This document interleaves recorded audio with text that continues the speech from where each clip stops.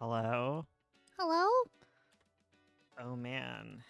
It's Bones Mc. Oh my god, you put the seat I'm sorry. down. Ursula would be like, be on the floor, Bones. I don't want to mess Sit up with you. tall. It's good for your back. I'm gonna just tip it down and bother her. No. Eventually I'll have my own camera. Hello, Ace of Pancakes. And no one else. No, hey Haywoods, Charlie June. Just reading your username apparently. Hexenblog, AZ, Cat, Flying Weasel Man, Fairwin, Clad, Sunset Corvid. That's an amazing name. Hello. We are doing the critique stream, and you guys are all gonna ask this a million times and hurt poor Charlie. But if you want to get your stuff critiqued, you have to be a patron. It's the $8 tier. Yeah, this is the February critique stream, actually, because we were Yes. moving. And then we're going to have another one at the end of March. So there you go. There you go. You haven't missed your March opportunities quite yet. Exactly. I'm going to start by critiquing a bunch of writing that was sent in. And then I'm going to pass it off to Ursula, because there's one that's kind of like writing and thumbnails. So I will hop over with that. That'll be the last one I do. So that's Farwin's, I think. It's either Yes. Farwin's or Mouths. It's Farwin. Okay. And so I'll talk about Mouths and AZ, who are both here. So fight it out. Who wants to go first? Fight. Who wants to go first? Should change my name to Hexenblog. Some blag. Oh heck! Oh my god, my dyslexia.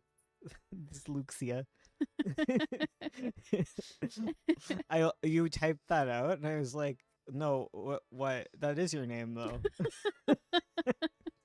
Poor Bones. It's hard. It's a hard life. We have Marble behind us Yes. today. He be waving at us, and we have a. Oh yeah, this is our first critique stream in the new house. Oh yeah. Welcome to people who weren't at the last stream. AZ wants to. AZ? Oh yeah, Mouth doesn't want to go first. Is AZ being voluntold? AZ's like, oh whatever, I'll do it. Aw. Cause, all right, AZ. This is the second thingy that you sent in of this story that has a name, but I'm terrible at names. As we just learned with Hexenblag. I think it has something that says bone in it, maybe. Thanks June for posting that. Yeah. Okay. Right. So it's good. I liked it. Hell yeah. That's it. There's your critique. He looked at me because that's what I always say when he gives me his rating to give feedback on. I'm like, it was great. I liked it. That's it. That's it. Blow out the candle, not bone. Okay, I knew it was something. What's fang and bone? Wait. What's fang and bone? Does someone have something called fang and bone that I read? Or is this... Am I completely making this up? Blow out the can... Okay. Float marble. Blow out the candle. Oh. See, I'm terrible at names. I just make up the names. I'm the worst too because like I'll be trying to tell you your character names, but I've completely changed their name because like this is just like what I want to call them. It's horrible. He decided. I got Gil and Des correctly though, so I'm good. Right, okay, actual critiques. So yeah, I do like it. Like I like it all the same ways as I liked it before. I felt that the beginning was very strong. It was strongly paced for like the first like up until the last few chaptery bits. Like I found like the scenes had really good pace. They were engaging. It didn't feel as like there were so many like short scenes that kind of went nowhere, especially with the Des stuff. I'm just gonna rub my face a bunch for whatever reason. Yeah, I find it a very relatable piece, and it's definitely up my alley. I'm just gonna Are you just fiddling with I found something something to do with my hands. to Okay. mess with? Okay. Yeah, so I'm sorry, I'm all over the place. Yes, I very much liked it. I really liked the scene. The flashback scene was kind of interesting to see. Um, I'm trying to like articulate the things that I like before I go right into like all the things I hate, because there's like significantly more things I like and not anything I hate, just things like I don't like as much. Um, yeah, like I really like your dialogue. You always ask if it could be more natural and stuff, and I think it's very strong. It's very easy to tell them apart, like different characters and how that they talk. Like you can tell like Des has like a lot of like run on go forever kind of talking. Um and even without like the stutter thing, which yeah, like thanks for like doing that. Um even without the stutter added in, like you can really tell like how Gil communicates, and it's very like strong and different than every other character. So like I don't think you have so much to worry about with that. If you're writing prose, it would be annoying that you keep saying the characters' names a lot. Like this is something that I got told because I'm a comic book writer too, where like you'll be like Ursula, this blah blah blah, and then Ursula again. I just keep saying Ursula's name to like reiterate what the character's name is, but it's very unnatural to do that a lot. Um, It's good in comics though. it's good in comics. It can get like a little bit much, Yeah, yeah. and like sometimes like maybe you step on that territory, but nothing like too bad. It just stuck out to me because I've been told that I do it too. Um, I do that more to keep track with comic paneling. Yeah. Um, sorry, it's itching my ear. Right. Okay. So I found it very strong. I did. I was reading like the first half, and I was thinking there was like two thoughts that were going in my head that were kind of like weird, where I was like, I really like this, but also like what is the plot? Because like it wasn't bothering me that like there wasn't like super high stakes big plot, but I did start to kind of like wonder where things were going, because like there is like a sense of like tension, and I guess it's kind of like with the with character pieces kind of like this, it can be kind of hard to like articulate exactly what it was. And so like I was just vibing and kind of loving like the slow tea steeping kind of plot situation that was going on. So when we did get to um larger events occurring, like the rejected kiss and like the conflict with like Rory and Gil, then I kind of could like better articulate kind of what I liked in contrast to this, because like I have a because you even were like asking questions about whether things were going too fast, and I think most of the cases where you were like, this seems like a little fast, like I think you were correct in that assessment, because I think you are building up tension and plot, but it's in a very subtle, slow burn kind of way, which is fine and kind of like very much enjoyable. So like there was the scene with the rejected kiss, and I think right around like that section is like when things sort of they got a little fast.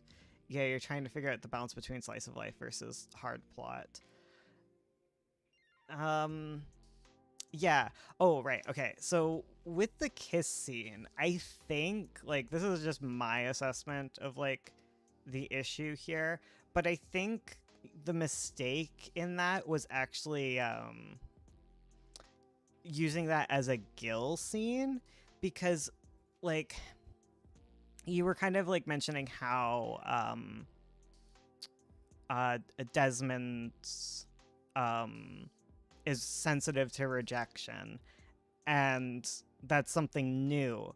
But because in this scene we're in Gil's POV, we get Gil's flashbacks, and the scene doesn't end by following Desmond. Like, it's definitely a Gil focused scene. It's his POV. POV can kind of be difficult in comics.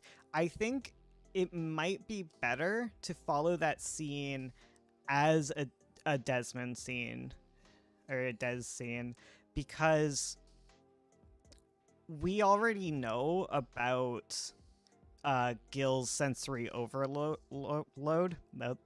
And we are going to probably figure out more about like his past, and with the cleft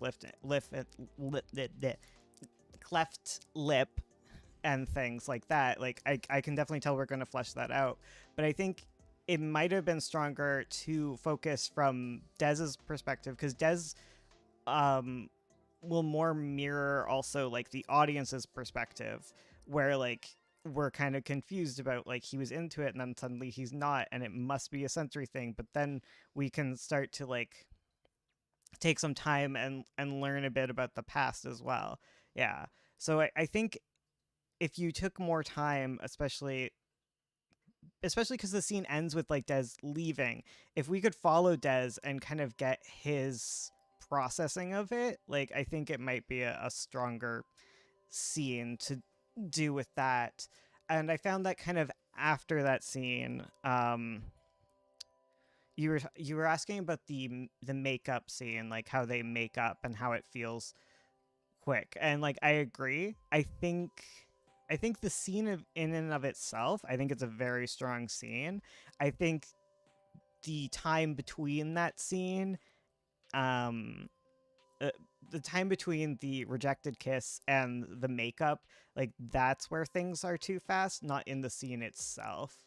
And I think if you just gave some time to look into both of their emotions about it, like separately, um, I think that would probably fix out whatever like roughness in that plot, in that pacing is going on there.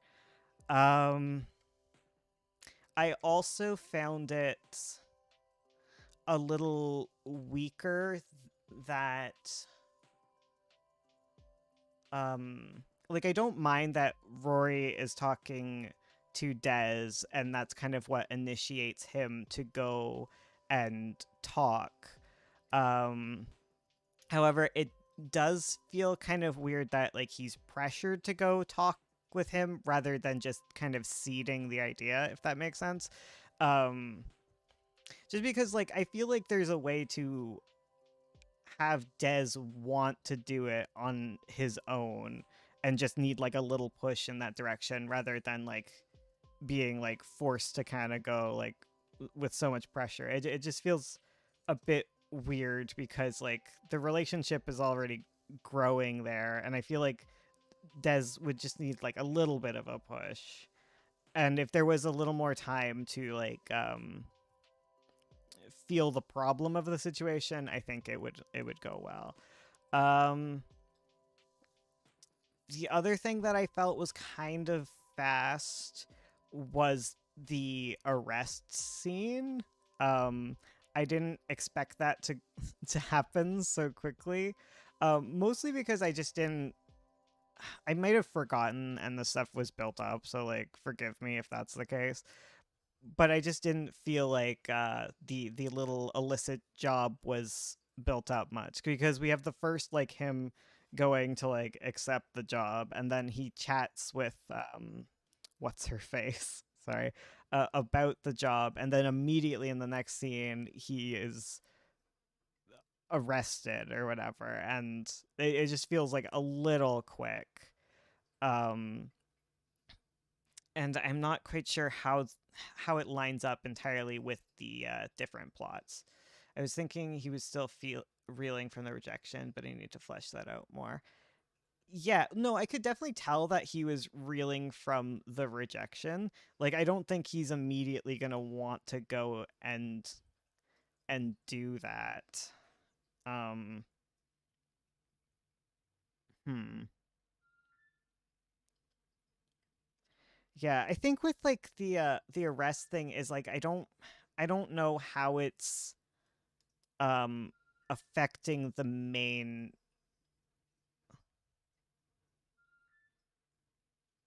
what I don't feel like it lines up entirely with the main plot, right? Because the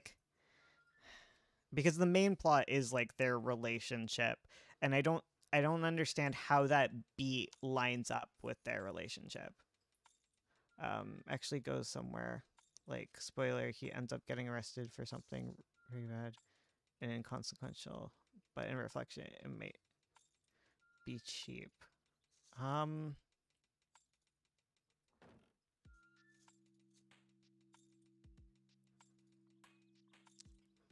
yeah, I'd have to see how that plays out. Like if he just like comes back or whatever, like that's fine too. I just don't quite understand like how it lines up like with Gil, right?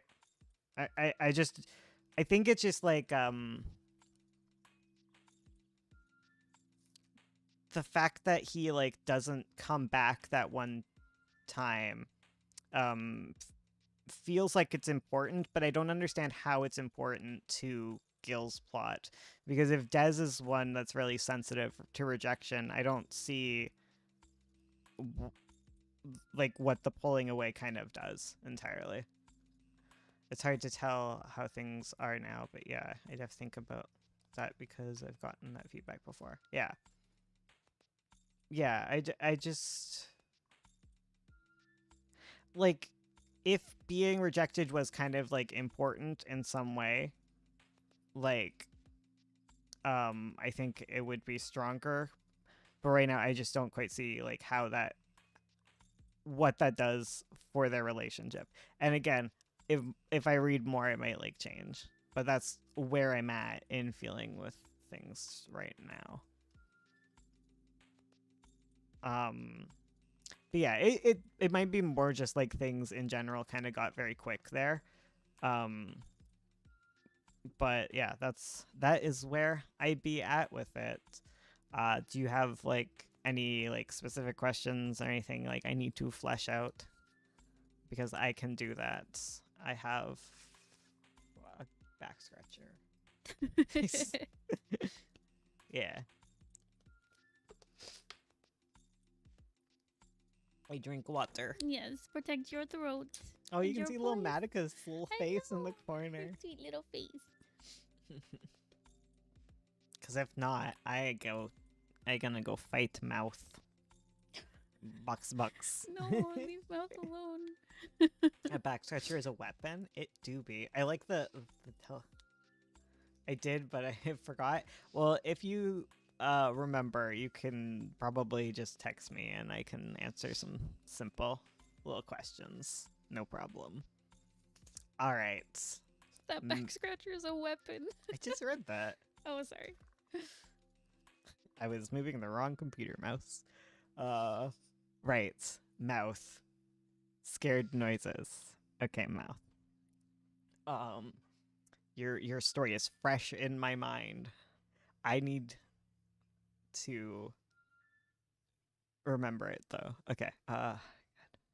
Thinking thoughts. Right. Where do I start? Okay. I like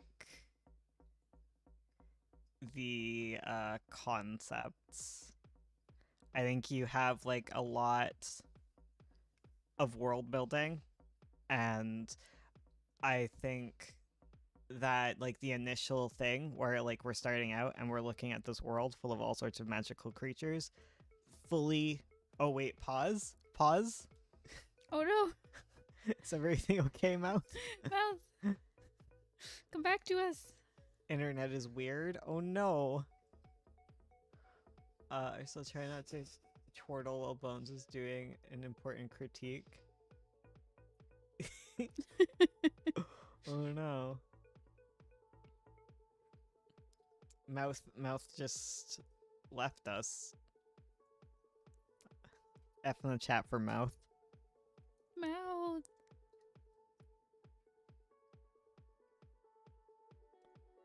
Matica's just vibing in the background. She's so cute. She's just so sweet. As soon as you started, YouTube went down. No! Oh my god. Critique me instead. Okay, Junior, you as a person. That's what I'm gonna critique. Your whole personality.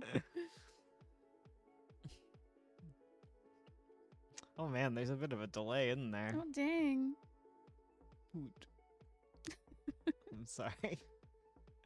I'm back. All right, start over though. Okay, I will start over. I didn't get too far in. All right, so I like your concepts. Okay, you have a very strong world building thing going on there. I really like. I just love magical worlds that are very kitchen sink, and this is very kitchen sink. You have all sorts of different like magical creatures, but your own spin on that, and I think that is very cool. My hand. What else? I think there's some times that you do well with silent scenes and building pace through them.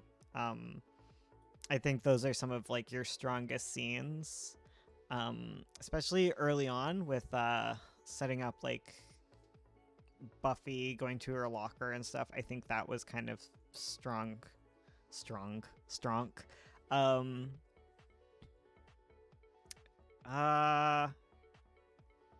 My goodness, so many things to think about.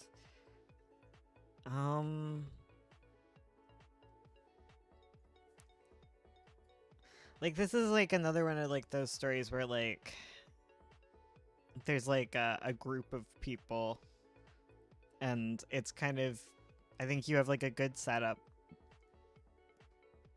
with the main, is it 4 of them? Yeah, the main 4 of them together. I think that's pretty I think you have like a good setup for a lot of like cool interactions, and I could really see that starting to happen by the end of the script. Right. So I guess into the more critiquey bits. Brace thyself. Okay. I think the main thing that was on my mind is I don't think you're writing slice of life. Like there might be like some of that like chill hanging out energy, but I don't think this would be classified as slice of life. It's very much a fantasy action kind of thing because there were so many fight scenes, and I don't think slice of life has that many fight scenes. There's nothing wrong with that. I would just, that was definitely something that came to my mind. Right. I think I think I've said this with like action slice of life, maybe a little bit. I don't know if that's a thing. Maybe I am the one who doesn't know much about genres. However, like I was saying, like I've read a few scripts, like not just yours, but I think you have so many ideas and you're very excited to show them, but I think you need to slow down. Okay, like there is a lot that is happening in your story, and it's all very cool, but it's very difficult to keep up with it all because you have all sorts of different species with all sorts of different unique abilities. And before we get into the main plot, you really need to slow down and introduce these things. Okay? I first noticed it in the very first section with Buffy. where things, I think you were writing pretty strongly with just like her in the school and noticing things and introducing like the dance and sort of the mundane things, and then sort of like having, and when you had like the characters like whispering about like wraiths in the school or whatever, like I think that was very strong as like a lead-in point. But then it went very fast, quickly right into the wraith battles and stuff, and I think you need to slow down. And the reason why things like, oh, she's thinking about like dances and boys, like tends to be stronger, is that gives us like a grappling point as humans in our world to be like, ah, that's something I understand. And then you can add in like the more fantasy concepts around. You have like kind of an ice monster prologue, I think, where you're trying to show like tons of action right at the beginning to kind of like introduce everything. But I don't think that kind of thing serves you very well. Because your story has this amazing fantasy world that you can instantly tell is like a kitchen sink crazy wild fantasy world, because there's like no humans around, people are walking griffins. So I think if you just start at a more mundane point, it's already going to be a lot for people to catch up with.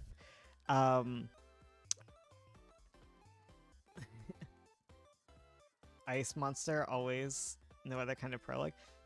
Ice Monster can be good, but I think your thing isn't really served well.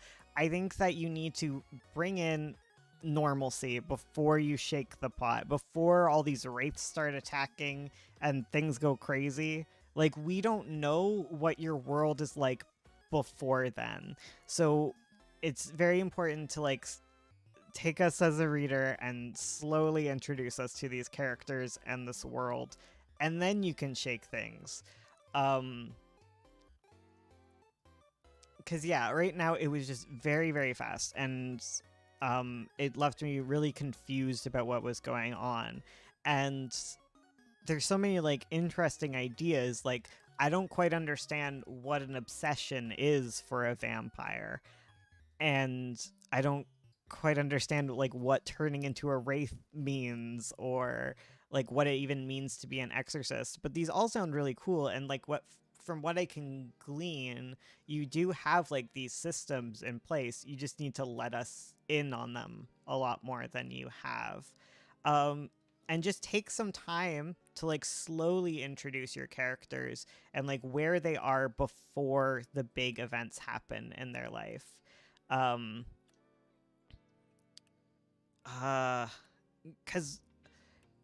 Because right now we're kind of starting the story at like kind of their roughest points.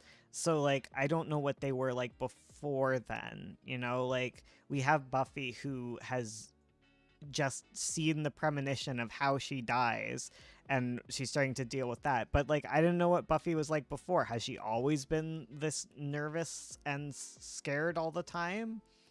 And there's also kind of like a tendency to introduce things right before they happen, where I think you want to have your concepts introduced a little further in advance, because there's the one I can think about is Buffy thinking most vampires, their first premonition is of them dying, but I've never had one. And then in the next scene, she has her premonition. Like, you need more time to build that up as something strange so that it is more significant when it happens.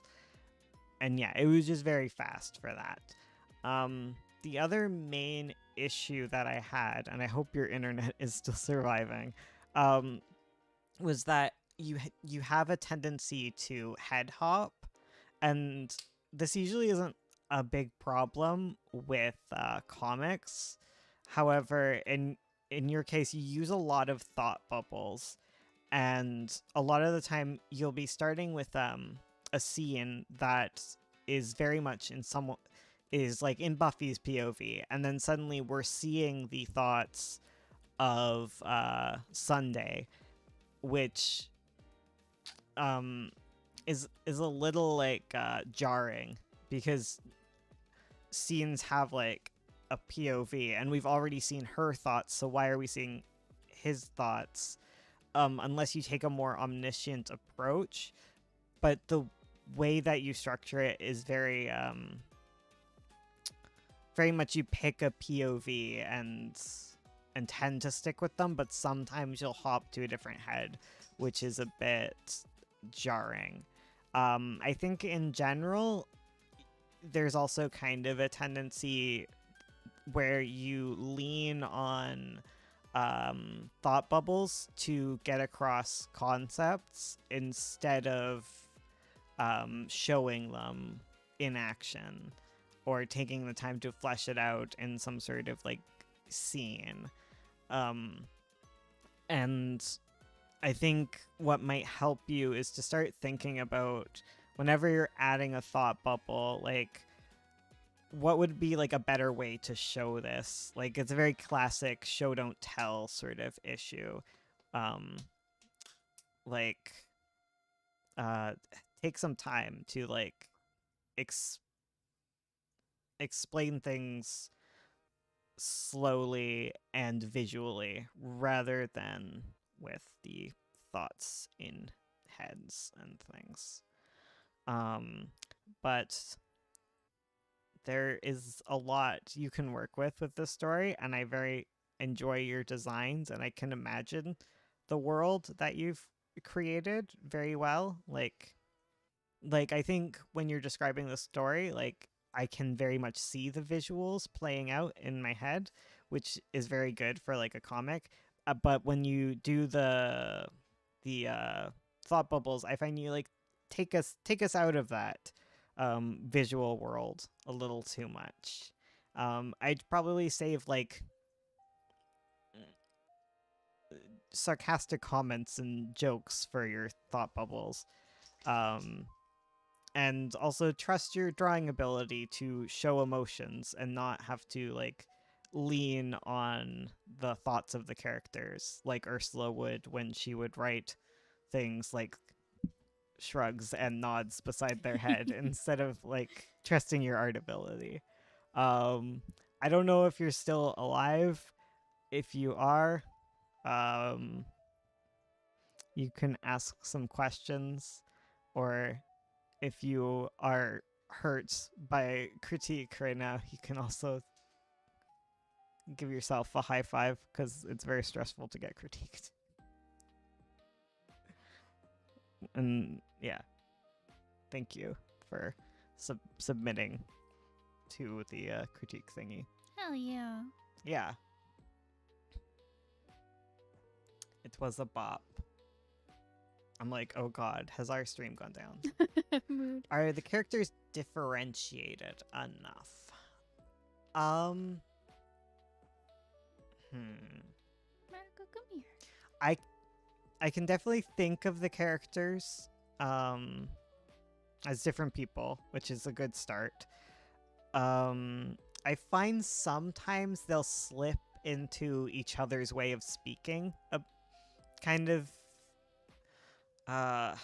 like specifically Buffy. I kind of can find her a little difficult to follow because she'll go from being very like crying to very sassy, so it's kind of hard to track her.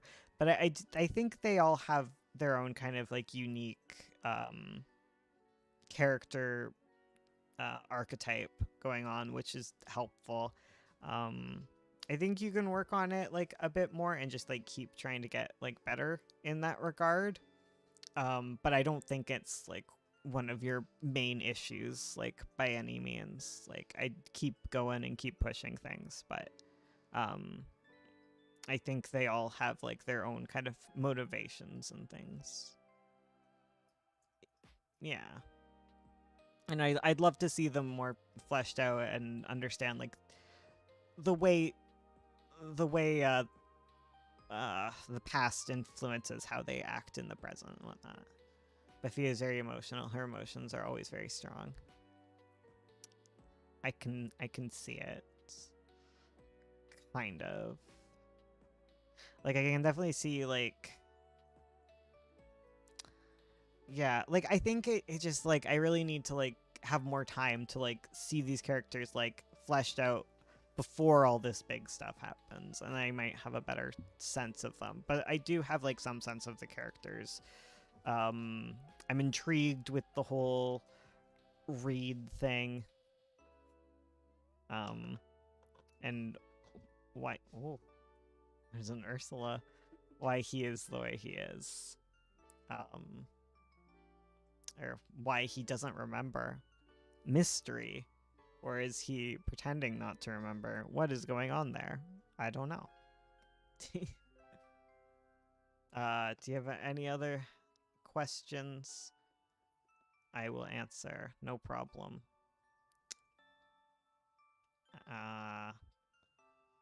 It's almost like Helsing. Vampire exorcist. Oh my god, someone write this down. Well, vampire exorcist. I think I wrote down questions, but I'm not home right now. Oh no. You can send them to me and I will give you some quick answers. They won't be all as strong in depth, but like people always are sending me little questions and I answer and whatnot. Like a big boy. I love the big LGBT tail sign in the background. Yes. That's our convention sign. But we don't do conventions because of reasons. I bet you know the reason. That's Marble. He's from 9 Point. Thank you, Bones. You really helped me. No problem. Thank you for paying to get a critique done. That is money and scary. It's like... Sorry, Madoka was whining. Yeah. Asking me helped me a lot with the gender, and I'm really thankful. Oh, I'm glad I helped you. My goodness. Drawing comic right now and listening to the stream, and then I hear Exorcist Vampire, and I go question. Vampire, right? I painted that. I helped. Wait, oh, other shoulder.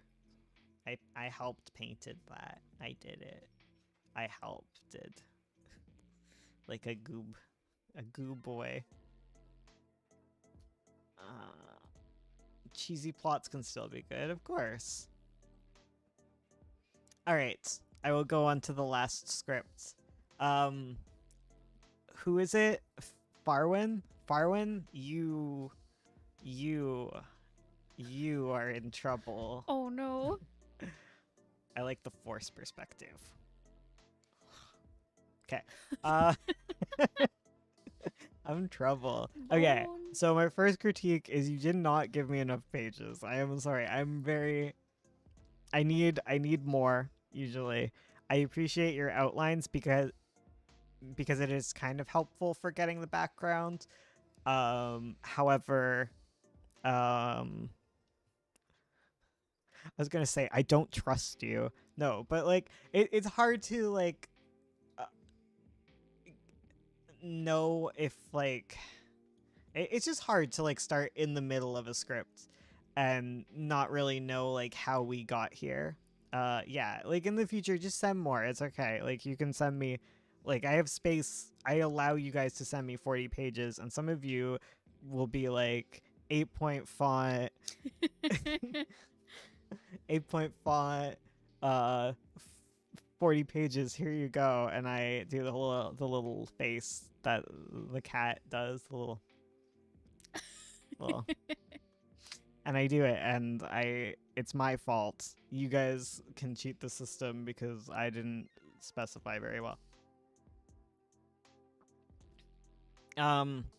Right. And you can also give me scripts and things.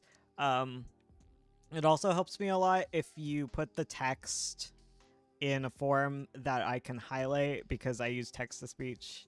Or at the very least put it in like a nice paragraph as opposed to all over the place, because image text to speech be like, what paragraph do I read first? Anyways, yeah, I can't give you tons of like major critiques. Ursula will give you all sorts though. That's we're gonna tag out in the middle of yours, so you get both of us.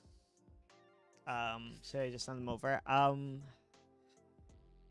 Like I won't have the chance to like read them and prepare right now. They're all finished pages, so I don't know.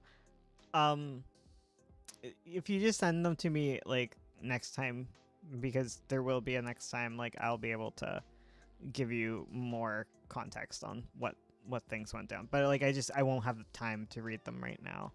I can give you like critique though, like on some sort of like basic level stuff, and Ursula has like lots of things she can tell you about art, and probably her own writing critiques. Um, right, where did I go in my brain? Um, where do I go? I'm just trying to remember it. I need to refresh my brain. It's just a lot. Um, so right. Um, I like um it might it's probably like just from starting in the middle, but I really liked kind of the end of this scene when Aden, is it Aden? Is Aden the human No, that's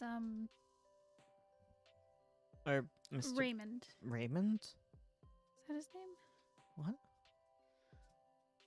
What? The end scene with the people. I'm sorry. I know their faces. I'm pretty bad with names.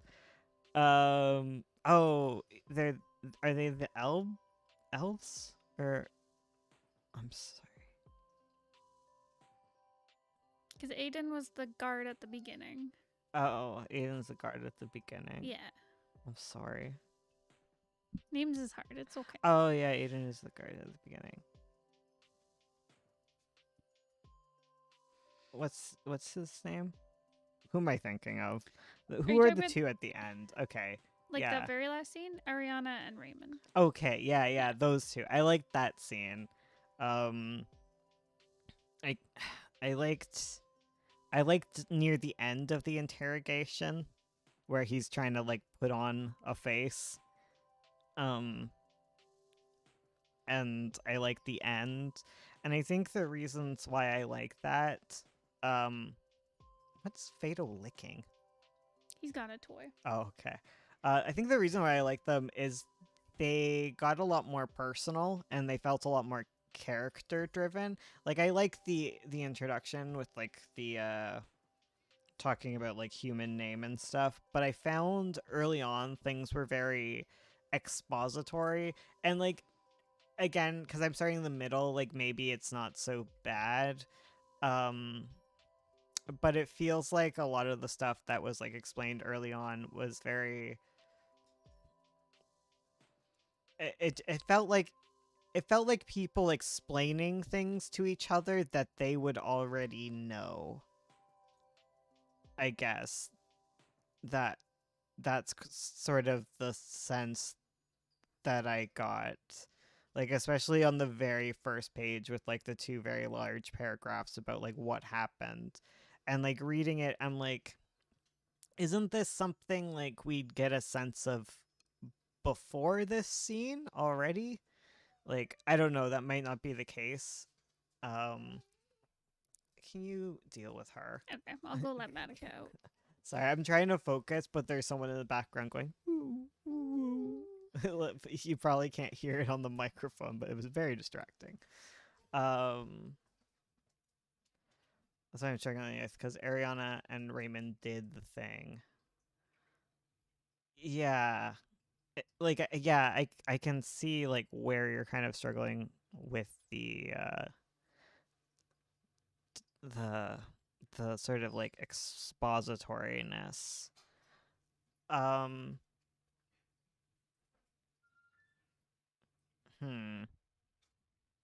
Well, something Ursula pointed out, which I don't know if this will help you or not. I feel like Ursula will give you a lot more better information. And then if you send me the pages like next time and I catch up, I think I can give you a lot more better information because it's hard to kind of just go off of one scene. Um, it's specifically the interrogation scene. I think, yeah, what Ursula was saying with the interrogation scene is that it feels like the interrogator is um is giving away too much information to a potential suspect. Um and I think that might help you with the whole it's coming across as too expository because the interrogator doesn't necessarily have to tell them anything because that can kind of hurt them, right? Because the it'll make their suspect be able to kind of form a better story if they know the information of the case. Um, Whereas if they don't really know the information of the case, like they can catch them in a lie and stuff. And I think that kind of can be part of the issue of it being very expository. Because they shouldn't be giving this guy information because he would be like a pretty major suspect because the he's the son of them, right? Like that's a pretty big suspect spot. And yeah, like if you're like on the case, like you don't want to give away a bunch of information about the case immediately. So should the info about the victims, like how it happened, could probably be dropped? Yeah, I would definitely drop that. Um, yeah, I wouldn't give them all the details until like the case is kind of over. Like I don't necessarily like things might be different because it's like a different world and there seems to be that there's all sorts of fantasy elements going on, so things might be different. But like the the notes on the case probably wouldn't go straight to the to a suspect like that before the case is kind of closed. Because yeah, then it gives people fodder to like come up with like alibis and um yeah, get themselves out of trouble, get other people, you want other people's little noses out of things until it's all settled. I'm waiting for Ursula to come back. I'm kind of stalling because I feel like she has better things to say on this because she's she's she's she's a classic white girl who watches all the crime shows.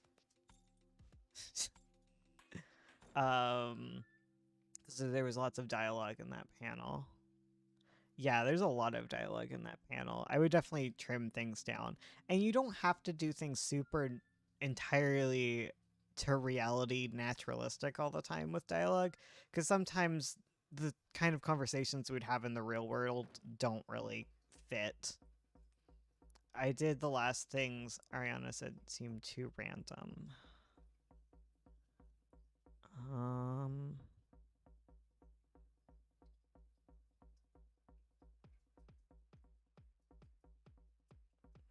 uh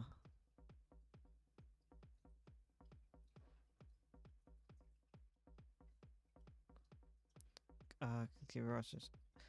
Well, I worry about readers nitpicking, especially when it comes to crime things. Haha. Don't worry about the nitpickers, okay? Like, who cares? You know, like you you don't want a bunch of nitpickers in your audience, anyways. Um, People love Sherlock, and that show is not like good at all, right? Huh? Hi, Ursula's back. Hello. Um, I didn't.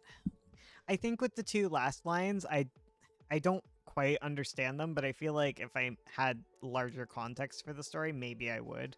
So I didn't really want to like dig into that too much. I like the end scene. Like, I think it builds up them pretty well. You're very right. Okay, yeah. Like, people love crime shows that don't necessarily make sense, okay? Like, crime shows are constantly nitpicked because they are, like, not very real and whatever, but, like, people enjoy them still, so don't worry too much about that.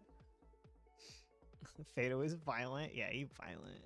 Okay, I'll let Ursula talk because she's the one. The one. Yeah. She'll give you better. I can still talk. I'll be by the microphone. He'll be here.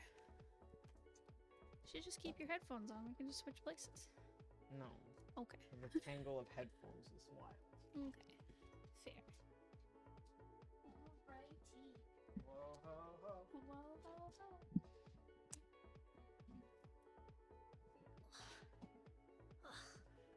You let her out. I let all of them out. Oh my goodness. They all gotta go They out. all got out like good babies. They were happy. It's so nice out. Spring is springing. Oh, it got hotter out? Yeah, it did. Like the sun came out, I was warm in my little coat. Oh man, I can't wait till it's like a little bit warmer because our backyard is so nice to be in. Lots of space. Okay, I don't know why I'm opening my iPad. I don't have any notes on here. This will just distract me. Okay. Hi. Hello. I don't know. Did I? Alrighty. No, no, no. You are not sitting on the couch. Go sleep on the bed. Gary, it's me, Gary. Okay.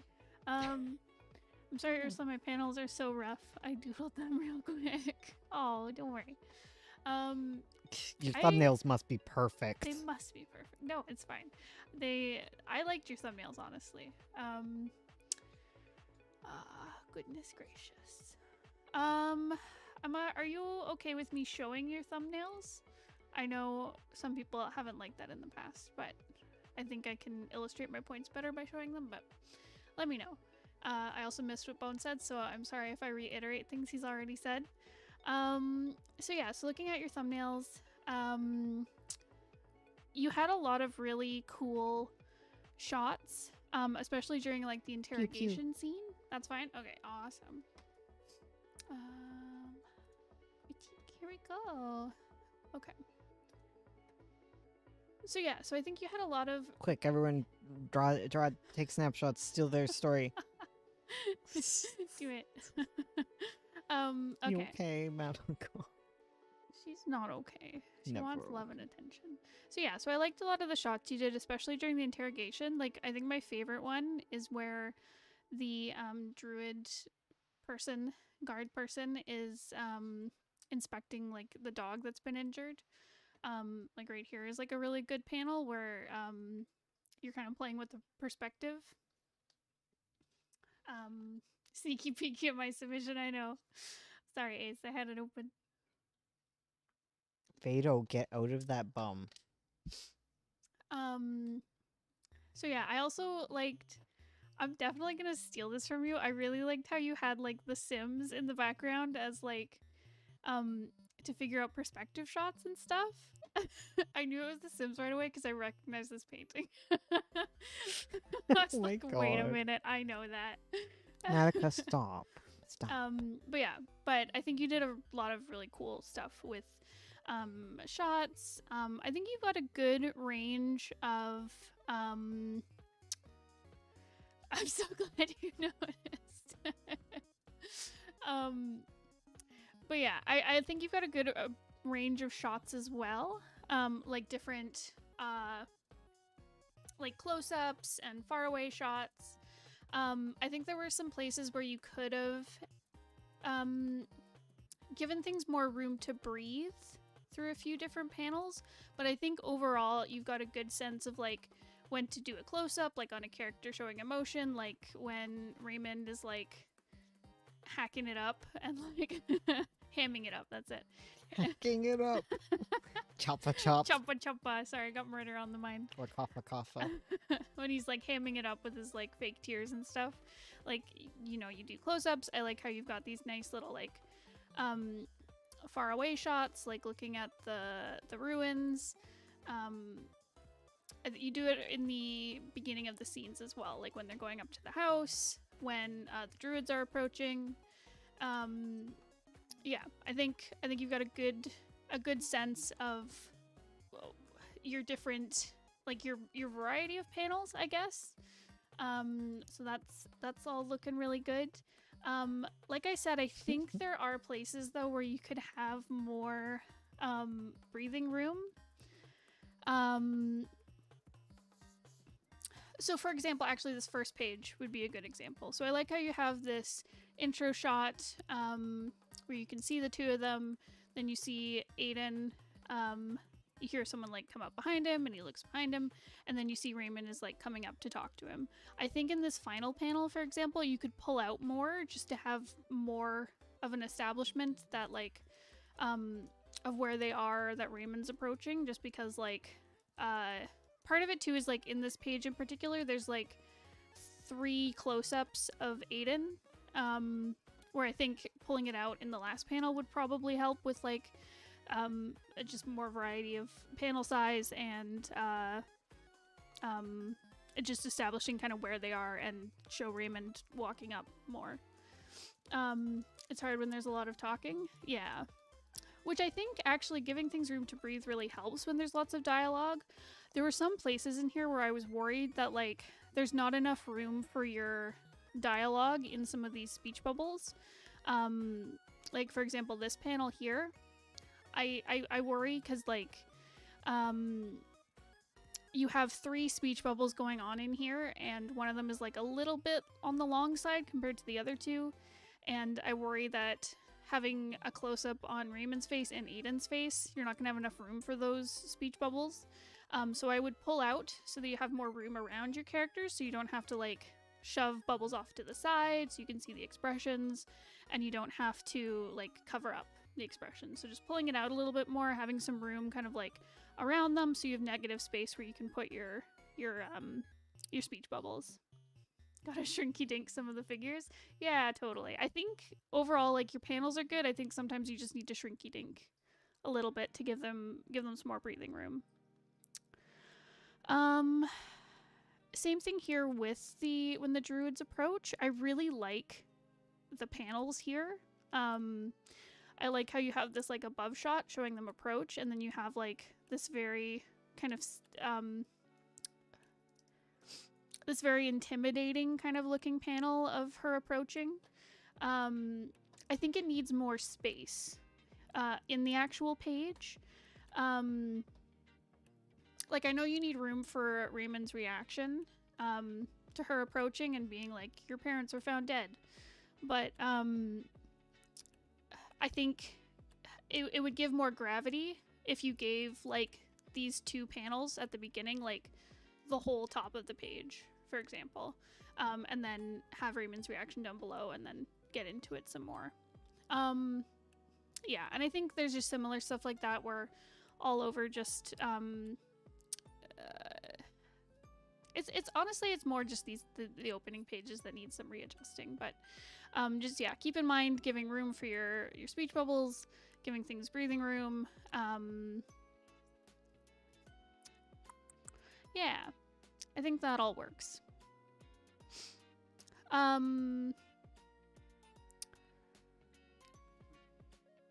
Same with this page here where she finishes the interrogation with Raymond and then you see him like looking serious as she's leaving. I think that's a really great panel to see like her walking away and then him in the foreground looking all serious and like dropping the act. I'd recommend giving this panel more room because it feels like such like an impact panel that you probably want it to be your focus panel. So I think it needs more space to breathe.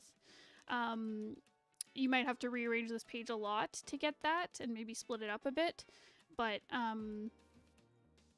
yeah, but don't be afraid to rearrange things like that. I know you were saying in your notes that you're afraid of making it too lengthy because like you don't want to spend forever like on the same scene. But don't be afraid to like break some pages up into like having a couple pages that have like less panels on them that are really impactful. Um, yeah, and just giving space to like your focus panels. Because I do understand your concern where you don't want to make something like super long because it'll take forever to make and it'll take forever to post. But sometimes you gotta do it for the sake of the narrative. But yeah, like Bones, I really like this final scene with Raymond and Ariana. I think it works really well. I especially like this little bit where he's like looking away and worried, and then she like takes his face and it's like, it's fine. I'm hearing voices in my head. I think that's really great. Very well paneled. Yeah, I think that is the biggest takeaway I would give you is just more breathing room and rearranging some of the panels for more impactful stuff. Did you talk about the bubbles? Yes. Okay. I did. Okay, good. Sorry, I'm just making sure. You're just vibing. I'm just vibing. Hell yeah. I'm just vibrating. Burr. Let's go burr. But yeah, great work. Do you have any questions for me? I'm happy to answer if you do have some. Yeah.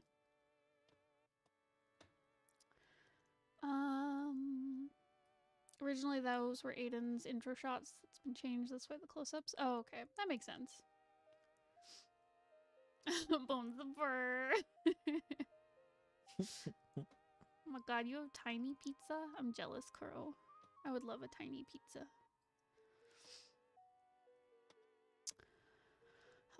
I'm definitely stealing this Sims trick. Damn, thiefula gray. That's why we do critiques, so I can steal all your good ideas. Not that I can think of. I just know it's hard when it's just one small scene. Make sure to send all our stuff for next time. Hell yeah. Yeah, definitely. It's it can definitely be spooky, but it really helps to have like the fuller context of like what's happening in the story so that we can give there's better context for advice we're giving, so it's not like way off in left field where you're like, that's not what the story's about. So yeah. So awesome work, Farwin. Thank you for submitting. I'm really proud of all y'all who are doing like their first critique. It's very spooky and you're so brave. Okay. On to the next one. So who would like to go next? I saw Ace is here, Hex is here. Who else we have? We have Ace, we have Hex, Alice, who is away right now, so we'll do Alice's stuff at the end. We have Clad and Kuro. Yes. Okay. Can I go next? Sure, Ace.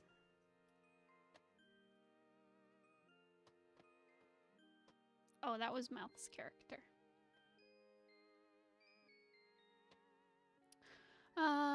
Okay. Did you close Mouth's character? I did. Okay, yeah. They don't get a character critique and a script critique. No, I opened it because I was like, what if we look at their character? Well, you go through, but I forgot you do face cam during that, so. JK. Okay. Ah, sorry. Oh my gosh. Just hit my glasses He into the bonking. microphone. He left his bonk filter on. Always. Okay.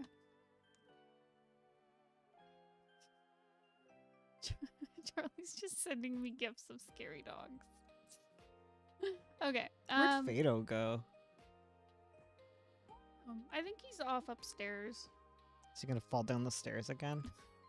Please no. We got little groupies on the stairs, so they hopefully won't fall again. He's been going down differently now, which makes me think he's good and safe. Yes, he's safe. He hasn't fallen Yes. Since we put them on, there have been no falls. or trips or anything. Yes. Yeah. So for the whole day after he fell, I was like carrying him up and down the stairs like a princess. Okay. June, you are a bot. I know your secrets. Okay, here are my first 2 drawings for this month. I decided to group them together because I'd like a similar critique for both. For context, they're 2 of my D&D characters. The first one is Grim, an Asimar bard. The second is Hemo, a sea elf rogue. They're in different campaigns, so they don't interact with each other. I wanted to try to make sure they look distinct in terms of their facial features and such. As for feedback, I'd like to know how successful you think I was in the end, if the faces look weirdly proportioned or anything, as well as feedback on the shading and line art. Okay, you've been trying a more simple, more efficient coloring style. Also, if you have any thoughts on the sort of personalities they might have. Okay. Sure. How about I do like a little vibe check? See what I think they're like. Okay. So this one is Grim.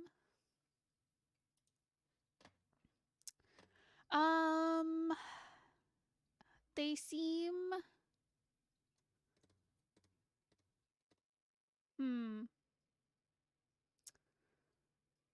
I don't know if it's the color palette, but I'm getting like cutesy vibes from Grim.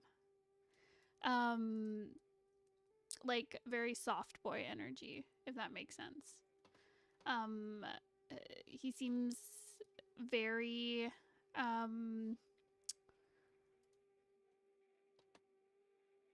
just very like gentle and soft spoken. They're both he him. Okay.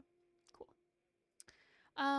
Yeah, just very soft spoken, very gentle, soft boy energy is what I'm getting. And from Hemo,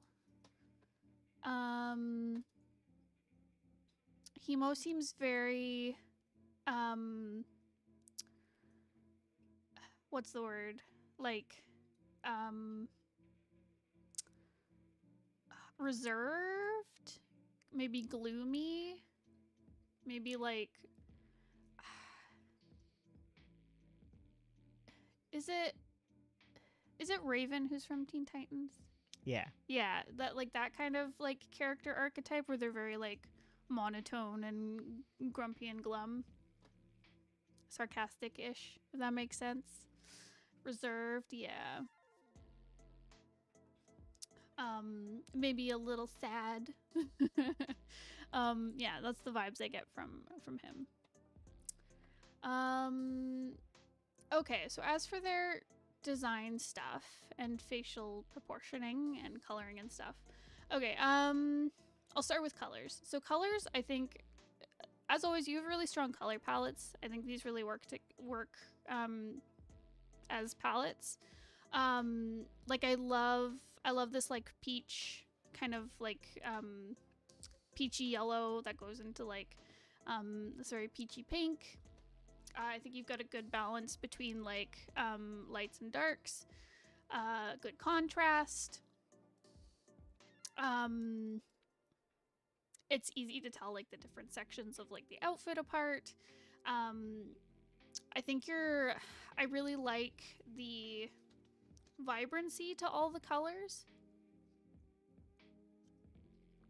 Like even in places where you've added like shading and gradient stuff, mostly on the skin,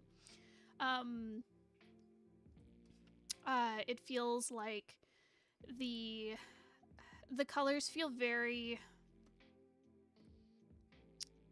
like saturated. I think because I know you've had a problem with things getting a little gray and muddy with your shading, but these feel very like saturated, very balanced. I really like the work you're doing with having this kind of like dark cell shaded like shadow that matches the line art. I think that works really well. Like I like how you've added some line weight to like the bottom of the jaw and under the jaw and stuff. To create some shadow as well as like underneath the hair and stuff. I think that's really cool. I like what you've done with the colored line art as well. I think it really helps make things pop, and it feels like it's keeping things very clean looking. Yeah, and I really like it. I like the effect that it has.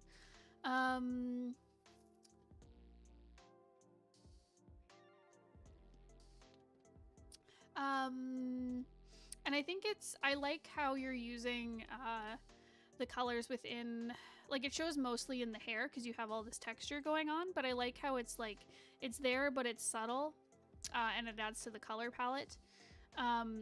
Having these kind of like peachy pink strand line arts within the hair. I think that's really cool. I'm so sorry, I've got like a tickle in my throat. You got a tick in your throat. A tick, yes. I'm trying not to cough.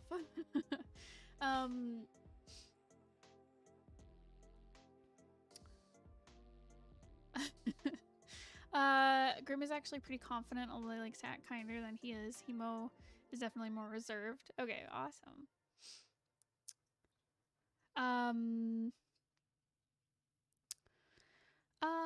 But yeah, I really like what you're doing with the coloring. I like the use of the subtle gradients. I like the color choices. It's all really coming together. It looks really nice. Cough down the mic, exactly, directly into it. I'll just stick it in my mouth and cough. Okay, same deal with Hemo. I like the way you're coloring and line arting. It feels very clean.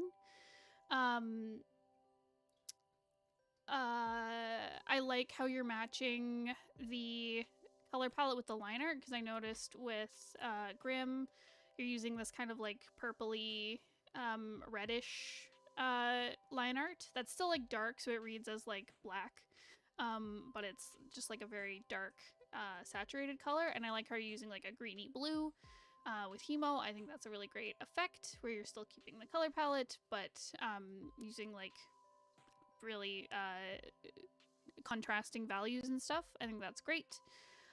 Again, I really like what you're doing with like the kind of like cell shading, like blocks of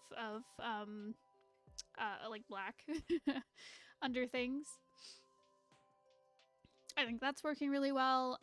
Like I said, it looks really clean. Again, the gradients and shading you're using, also you're using like really nicely balanced like saturated colors.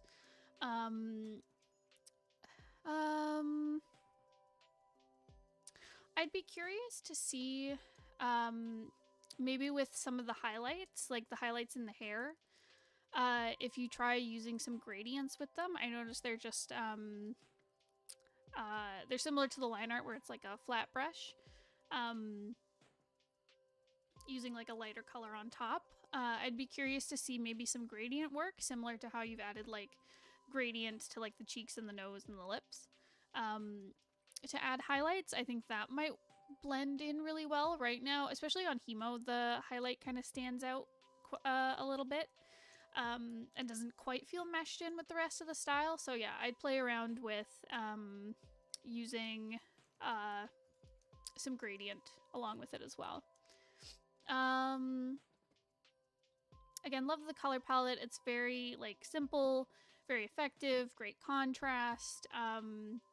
Yeah, I really like the saturated lines you're using. Like this little like the little collarbone lines and stuff on this like green shirt. Like that looks really nice. That is like a tasty color right there. But yeah, I think your color stuff is doing real good.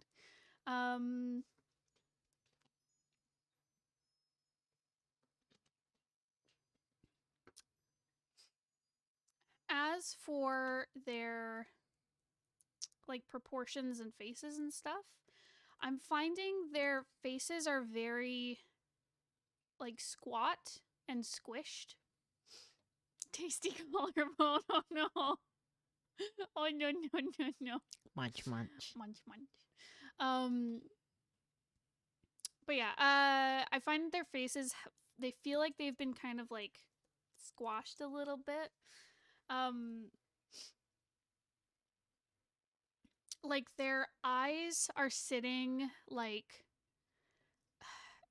on their cheekbone, if that makes sense. Like don't get me wrong, there are people who have very like squat faces, and that's fine. If that's what you're going for, then ignore me.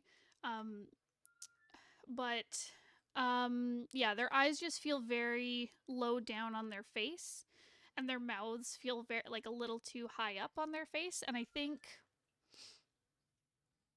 it's mostly like their foreheads are very like short. I'm so sorry. She had to cough. She had failed. to cough. The don't cough challenge. Gosh dang failed it. But yeah, their eyes are very low down. They don't really have very large foreheads. And it's given off like a little weird vibe, proportions wise. I'm also noticing it's especially apparent on Hemo, like his eyes and eyebrows feel like kind of out of place. They feel like too wide apart, and like this eye is kind of drifting down a little bit too low. The nose also feels like a little bit off, like it feels like it's not at the center of the face. I meant Hemo was meant to be more squat faced. Yeah. I think with Hemo you can keep like the kind of like squat face look. I think just the position of the eyes and nose is like a little bit off. Needs to be like aligned a little bit more, maybe brought closer together. Something like that. And the same thing is kind of happening with Grimm, where this eye does not feel like it's in the right place. It feels like too off to the side. It should be like tucked behind the nose a bit more, just based on the way his face is turned. Yeah, and it's, I think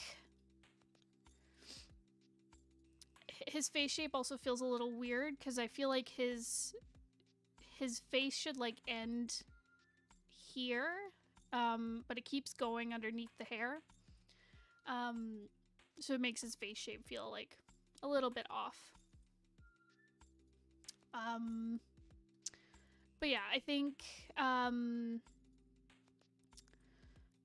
try playing around with different, I mean, it might not work for these characters depending on what you're going for, but try playing around with like giving characters like different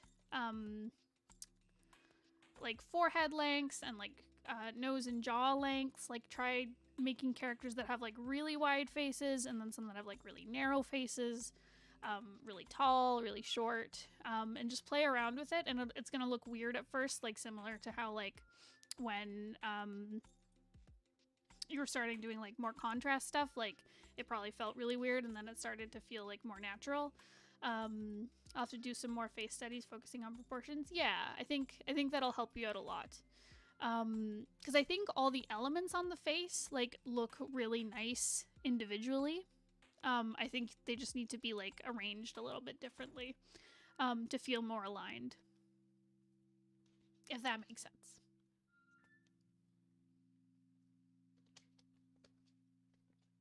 Because like I really like the way you're shading the mouths and the noses and stuff. I really I like the way you do eyes as well, and the way you color them is very pretty. I like that Ace isn't afraid of dark colors anymore. Hell yeah, right? Your colors have like skyrocketed. It's looking good. You getting that contrast? Hell yeah. Getting all in there. Exactly. Okay. But yeah, the line art also looks really clean and crisp as well, which is mwah, very great. Love it. Living for it. So yeah, do you have any other questions, Ace, that I can answer? Don't ask any questions I can't answer, please.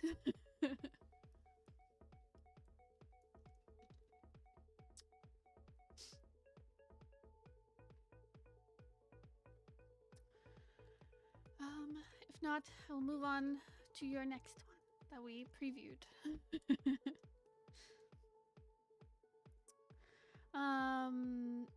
Will I ever find love? I can't answer that. I'm sorry. Maybe at the bottom of an ice cream tin. The meaning of life? To pet cats. Yeah, that one I can't answer. To pet cats. Why do we live? To touche the little kitty boosh. so we can squeeze their little bean toes. Okay, started as a drawing and made for an illustration contest hosted by the Ball Joint Doll Company. The only rule was that the illustration had to have at least one of their dolls in it. I've actually made it into a second round, which is neat. Oh, that's awesome. Congrats. I thought it would be helpful to get some feedback for the future illustrations. I'd primarily like critique on the colors, composition, shading, and feedback on anything else. Okay. Composition-wise, I think this is really great. I like how you've got like background elements and foreground elements. I like how the focus really bounces around between like the two characters, and you've got like background elements that kind of lead around the composition. Like the circles, I like the echo of the circles and the moon, and the dots and stuff throughout, as well as like the shapes of the clouds kind of like leading you through some of the negative space to like bring you around. I think that's really great.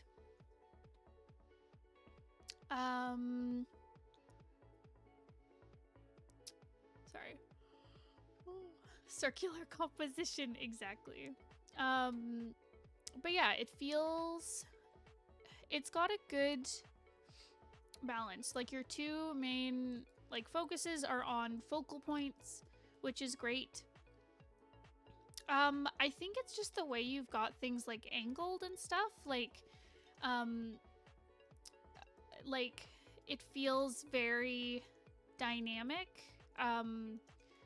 It can be easy when you have like just two subjects in a composition to like have things. I think you've got things kind of like diagonally split, but I don't find it bad. Because when you have like a halved composition, whether it's like horizontally or vertically, it can create like kind of a boring composition, but I think this is like dynamic enough, and the background elements really help as well to keep things like moving and feeling very fluid and stuff. So that's really great. I love all the little details on the characters. I especially love this like staff thing.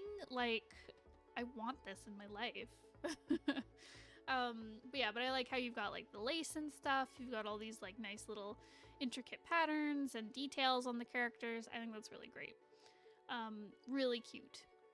The colors also work really well together. I really like the balance of like the blue and the gold. And then these kind of like pops of red on this background character. I might have brought some more red if possible to the other characters. I know you were basing these off like existing dolls.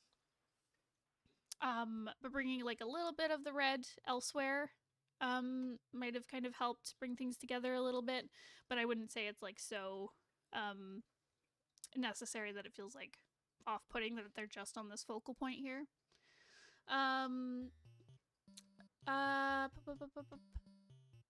But yeah, color-wise, I think your color choices are great. I would have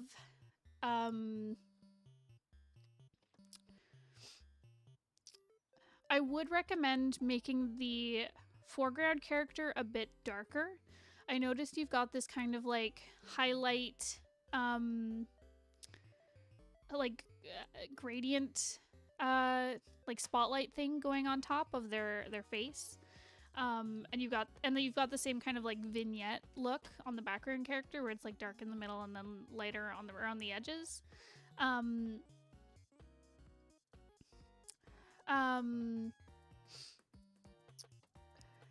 But making the foreground character darker can help with focus.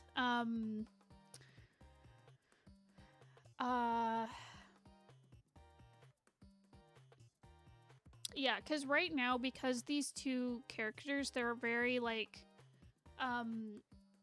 their colors are the same. Like you don't have like the background character being like darker colors or the foreground character being darker colors. They feel very much like flat and on the same kind of level, even though the background character should be like farther back. So I generally tend to make foreground stuff darker and background stuff lighter just for contrast, but obviously you can switch it back and forth however you need it. So I would recommend making the foreground character darker, adding some more like darker shadows while modeling like the forms of it, adding some more darker shadows within the clothes because they kind of like blend together a little bit, and yeah, just differentiating the contrast of the characters a little bit would have kind of helped make things pop and feel more 3D.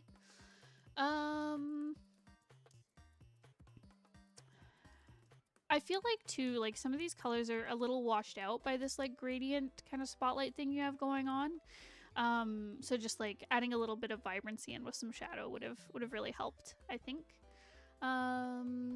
Keep that in mind for the future. Yeah, I had to learn it for like 9 point with doing like it becomes really apparent with this kind of lineless style where you really have to make your colors like the color contrast between different values like really create differentiation in like like the planes that they're on, because you can't just do like thick line art at the front, if that makes sense. I also would recommend toning it down with this sparkle effect at the front.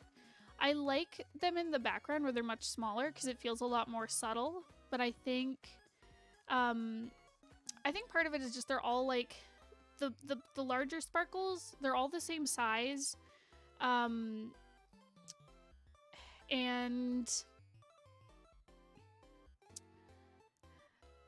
they feel a little bit randomly placed. I would recommend clustering them more and using more differentiated size on them, just because right now they just feel like a little flat, and they could like they could be doing more by having like different sizing and stuff, and maybe pulling back on the amount of them would also help.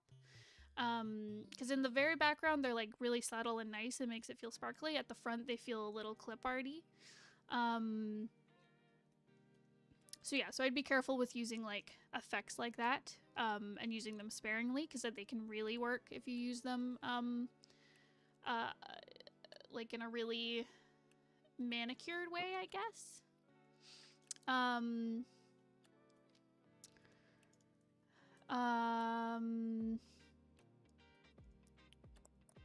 Yeah. It's my second time doing something lineless. I had to rush it a little. It looks really great. Like, I think it's just like the contrast stuff is all. But otherwise, like, it looks really great. Your shapes are great.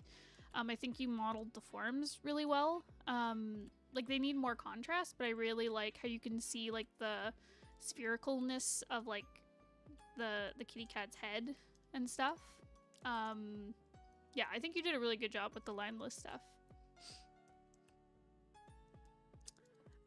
And yeah, and I agree, it is a really strong piece. I love all the little detail work and stuff, and it's really pretty. Lineless is hard. I agree. Okay. So yeah, do you have any other questions about it? I think this is really strong. When I put it in grayscale, it looked more contrasty than in color. Yes, that is one of the difficulties with color, is that different colors,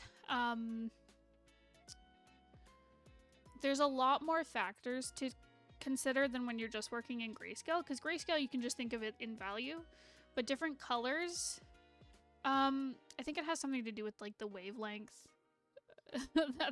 that they're on, that they can create their own kind of contrast. It's like how red, even when it's like a really light value red, like a really pinky light red, it can still be darker than say a yellow. That's at around that, like on the color wheel, looks like the same value, because red is like a darker color. So yeah, so color has this extra layer of like difficulty when like figuring out the contrast stuff. You have to like learn how to eyeball it. Though switching to grayscale does really help with like figuring out contrast. Hello, welcome. But yeah, let me know if you have any other questions. I will happily answer. Okay.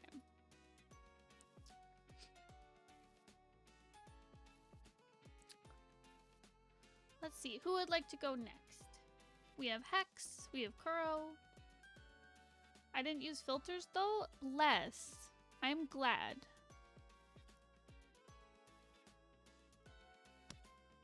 I'm always proud of you guys when you don't use filters. May I go next? Hell yeah, Clad. Oh, look, yours next. You're good? Okay, awesome. Where is it? There it is. Okay. What did you say? Okay. I'd like some critique on this promo picture I made for my comic. Does it look interesting and fun? Does the logo look better? Do tell if there are any good or bad points that stand out. Charlie is trying to find other criminals and is like, Ace, you're a criminal too. And no, I'm straight laced. Ugly. Haven't used filters in a year. Oh, damn. That is powerful energy.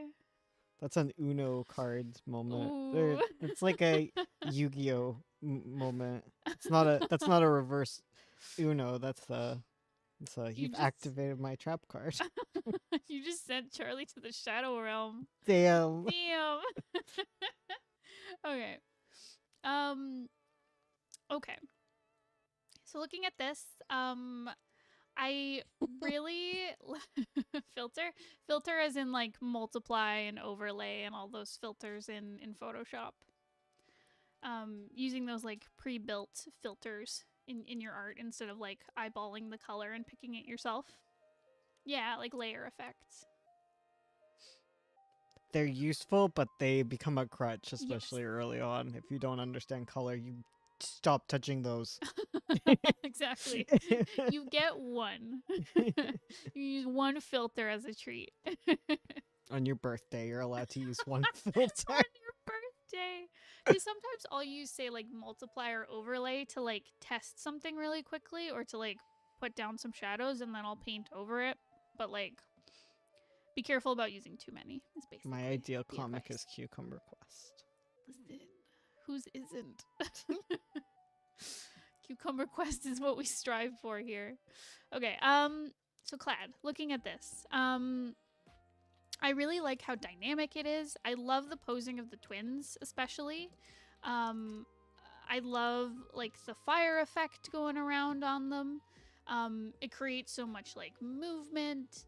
I like the like snow and ice effects you have going on. They really add to the vibes, the good vibes. And yeah, I love like the movement in their hair. I love the posing. It's all super dynamic with them especially. I really like the colors on them too. They really pop. And all your focus really goes to them because they have like, you know, the orange and the reds going on. And of course, they're also like the largest aspect of the composition. So of course your eye goes to them. And I think that's really well done.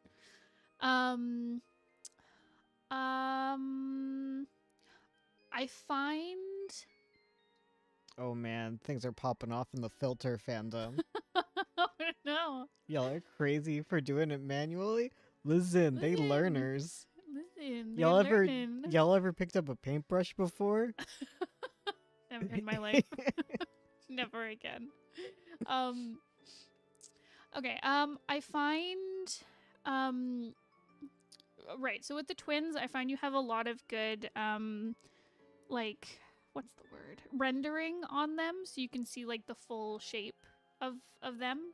I find these three characters, like the dad, I think that's the mom, and I'm sorry, I don't know the other character, but I find they're a little flat. And I think what's going on, I'm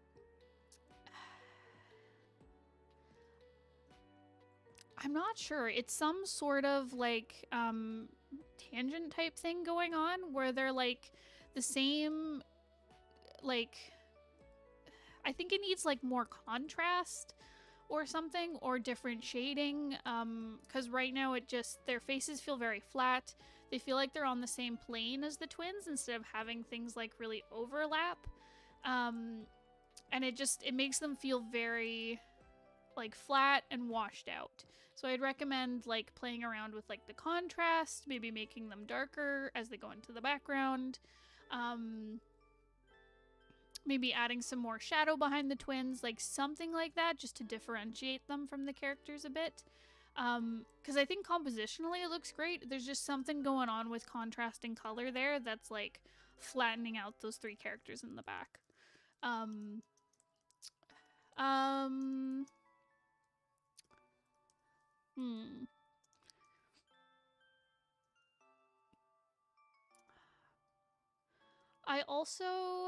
I really like the like mountains and the castle and stuff in the background.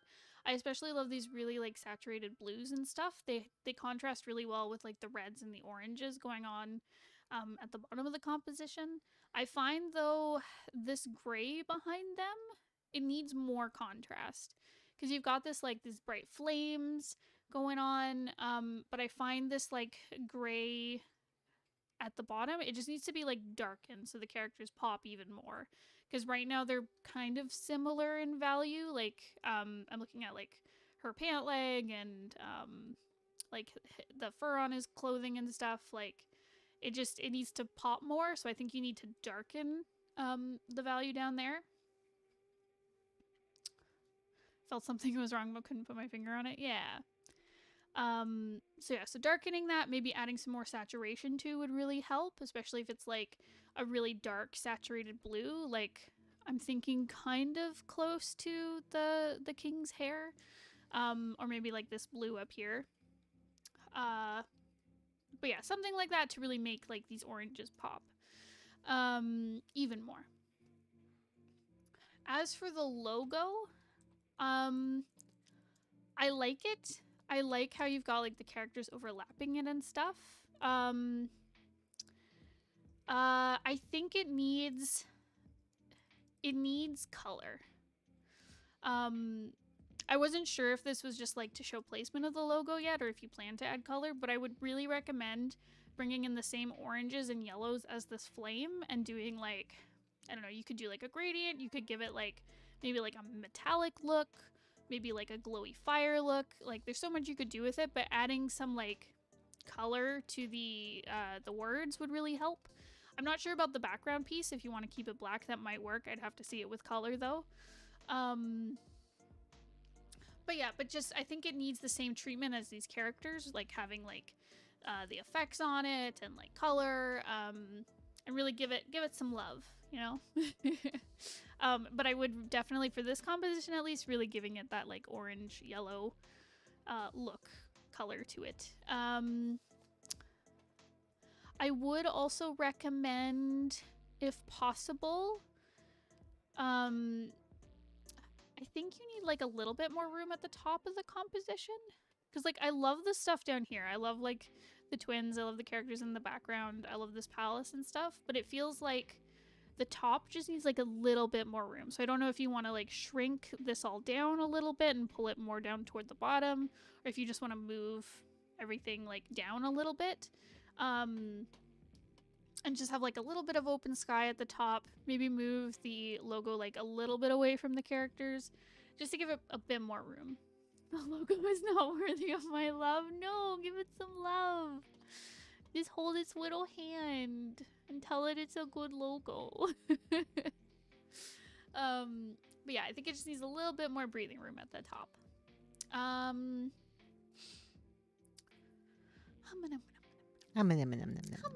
But yeah, otherwise it looks so good. I'm so excited. It popping off. It popping off. I seriously love the twins. Like, so good. Such good posing and color. Heck yeah. It's got so much energy.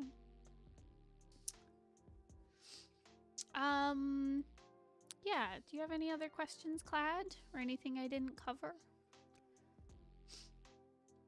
I have a scone.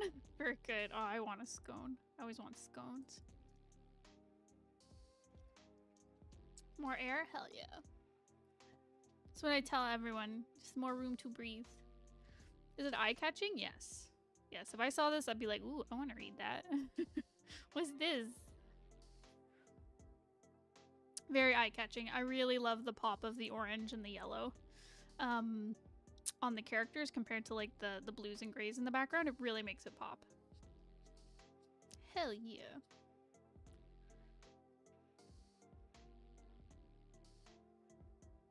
Yeah. Avatar comic vibes. A little bit.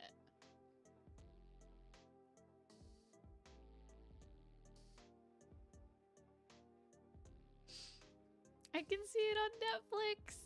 Yes. I would watch this on Netflix. That's true. Oh, I didn't notice this, but the background logo thing matches like the thing in his hair and on her wrist. Yeah. Yo! That's what it is of. Ursula just cluing in here.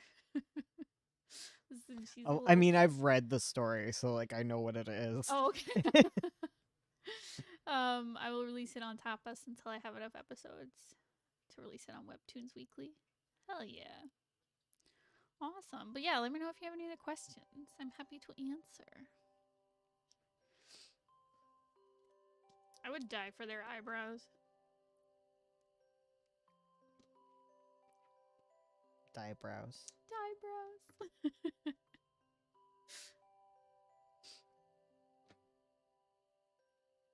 Ooh, woo. Bones got them spoilers. He do. He's spoiling. It's woo. It's good. It's good. It's a good comic. Very good. Do you like listening to our videos while drawing your webtoon? Thank you for watching. What's next? What's next? Okay, awesome. They got their dad's brows. Yes. Okay. Who would like to go next? So we have Hex. And I think Kuro is our other person who is here. Leak it, Bones!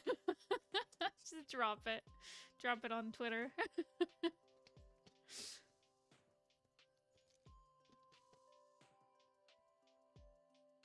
You'd like to go? Okay, awesome, Hex. Oh, goodbye, Clad. Have a good sleep. Okay. So. Where is it? Okay, there's your notes. First piece for me was a birthday gift from my best friend. Aw. The OG sketch was from sometime last year, though. It's Mir and Silas. General critique. I'm also curious if Silas is still recognizable even with the white hair.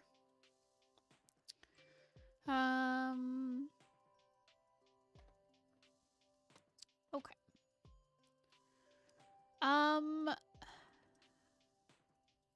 So I did not recognize it as Silas. I'm sorry.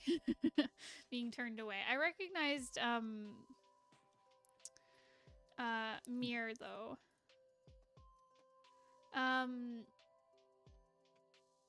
Yeah, I think it's just because like the way I recognize Silas is really through like the red hair, as well as like his nose shape. That's definitely part of it. His head is turned away. Yes.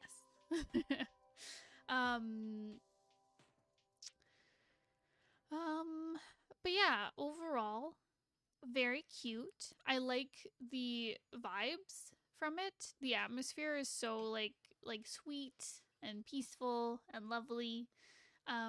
It feels like the happily ever after kiss at like the end of a story. I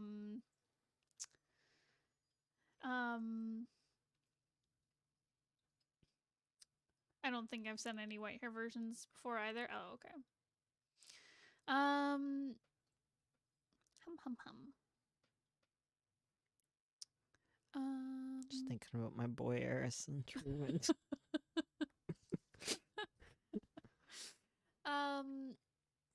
But yeah, the colors are really lovely. I really like how you've used the yellow to really highlight things. The tickle's back. Oh no.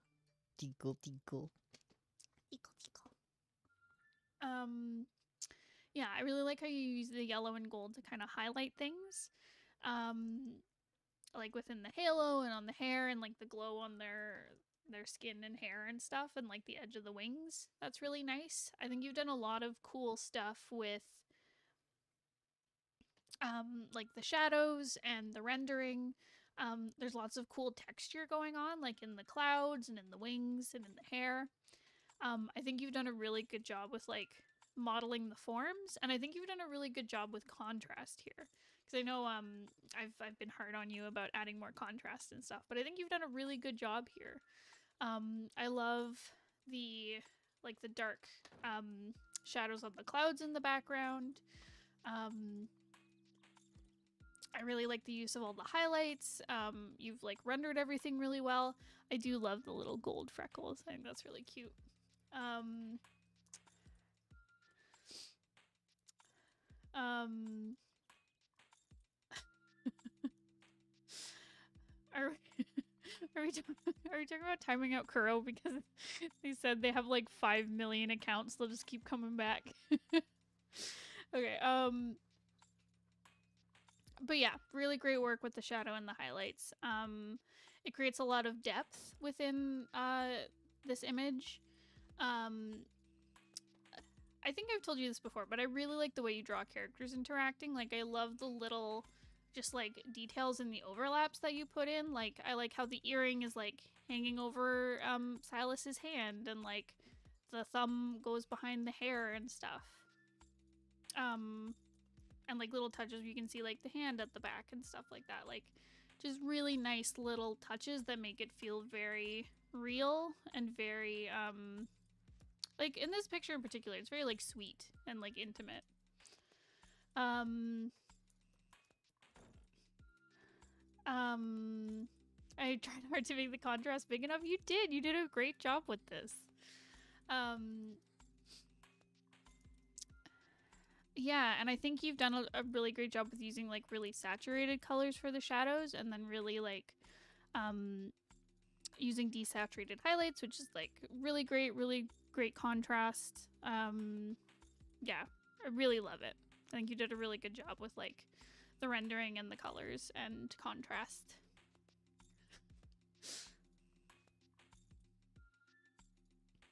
Hum hum hum.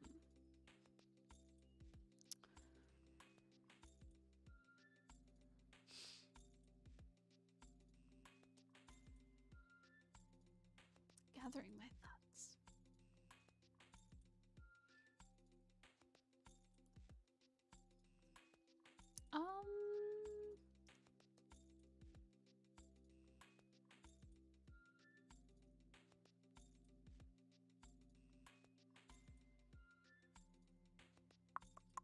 She's thinking. Hello, Moon Shadow Elf. Hello. Elf. Elf, elf. Are you just out of things to say? I'm just out of things that I'm really impressed. This is really good. I also think the composition works really well. I like how you've used the wings to kind of like bring your eye around the piece, and like the clouds bring you through and stuff. It's just really nice. It kind of cuts off at the top bit. How the little wings bit. touch the top a little bit. That's true. Yeah, so you might want to add like more room at the top so you can see like the tops of the wings, or make the wings bigger so that it's not like cut off right at the tip, which creates like a bit of a tangent type deal. The wings are also kind of weird anatomically, but you know, it's fine. Bones go off. It's just wings are hard, guys. They do. I don't understand wings. Let me. They're almost kind of baddish in the way that you've made them. Oh, I can see that. Like. Yeah, that's me. Yeah. There, I said things. Very good. You should keep moving forward. It's a long day. Okay. Let me know if you have any questions, Hex. Okay, what does the next one say? Second is a sketch page for a few, for a newer verse where gods vanish once people forget about them and don't believe in them and don't give them offerings. Salas is currently a human hunter, but also the reincarnation of a forgotten god, which is the other character on the page, Celeste, who is the full body doodle, more of an exploration, how humans might stylize them. I'm mostly curious about the little shrine doodle and how it reads. Okay. I really like the depiction you've done, like how they would draw the god type thing. That's really cool. It reminds me a lot of like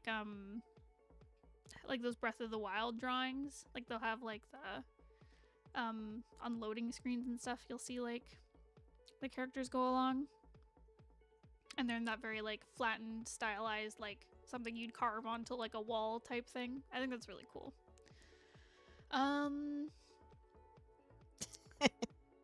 What? The comment. Human anatomy must be 60% and animal and that must be 100%. Exactly. I'm not even that bad. Those wings needed some help. It needs a little more love. They're not even that bad. I just can notice it and Ursula can't. Listen, I don't understand wings. But yeah, but I really like the stylized depiction type thing. As for like the little shrine,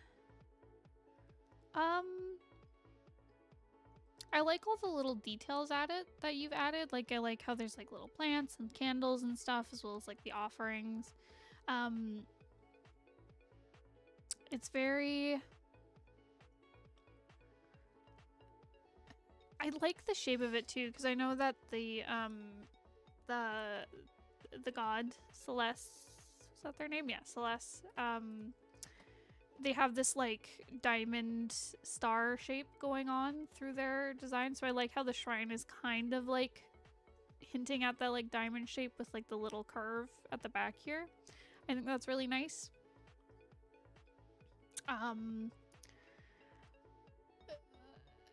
I like how everything feels like it's kind of carved out of stone. I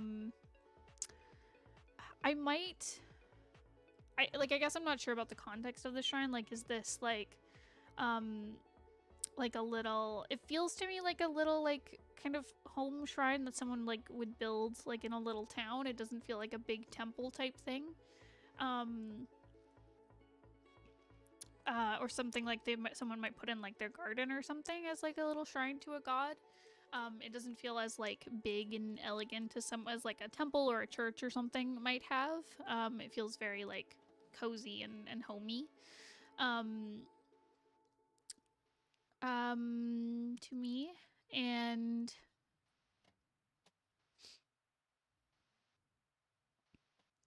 I also get like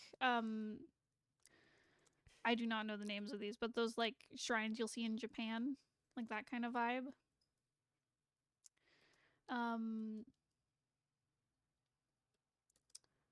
Actually, the shrine isn't to Celeste. Oh, it's for their partner. It's more like a roadside shrine. Yeah, it definitely feels like that. The specific one is in the woods that Silas fixed up. Aw. But yeah, it's really cute. Looks very homey. I like how there's little details of like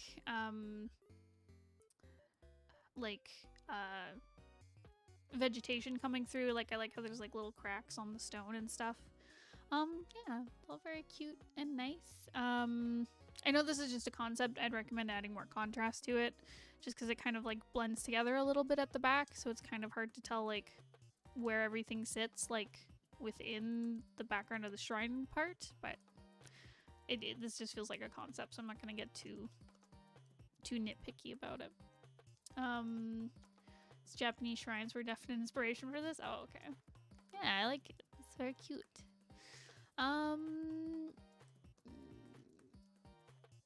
Do you have any other questions about it or anything you wanted me to cover on it? Ooh woo.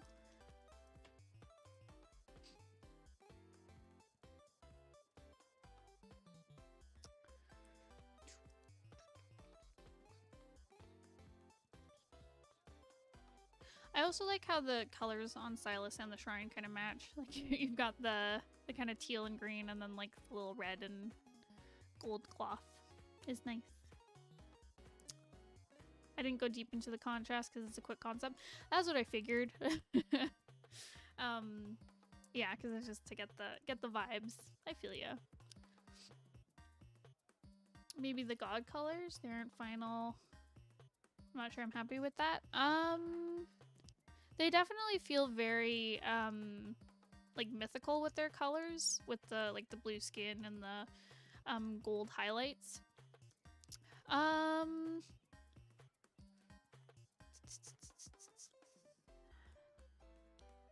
I wonder if what might be throwing you off is like this blue. I think it's like the three colors together that maybe are clashing a little bit. Like, I think if you just had this like pinky kind of peachy color within their hair, and this gold, it might work. Yeah, I think there's something about the blue and the peach that's kind of like clashing a little bit. So maybe try like, you could go for maybe like a more teal blue, or you could go for something that's like a little bit more purpley to kind of bring it in line. Because if you want to go more teal, you could contrast it more. If you want to go more purple, then you could kind of harmonize it more. And honestly, the orange, gold, yellowy stuff would really pop against something that's a bit more like purple indigo-ish. So yeah, so that could work. That might help. I think it might be that you could have the yellow and peach closer in hue. That could work too. Just kind of harmonizing those a little bit. Yeah, I think it's close. It just needs to be tweaked a little bit, like hue-wise, if that makes sense. Yeah. I like how you have the little white patches, or like faded patches at like the ends of the hair and then on the ear as well. That's cute. Thank you. Awesome. Okay, let me know if you have any other questions. Going to the last one that you gave. The third is a page with a bunch of stylus doodles from a new vampire verse.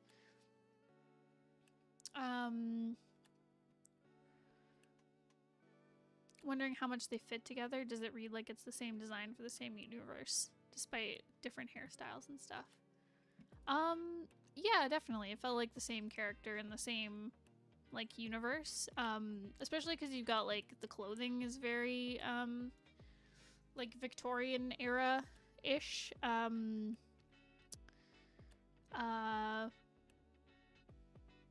Like all the different clothing pieces and stuff. You can tell it's the same character in the same universe. And like even with different hairstyles and different clothing and stuff. Especially because the clothing is all very like aligned. Like I like how he's got the like the red brooch type thing at his throat in all the outfits.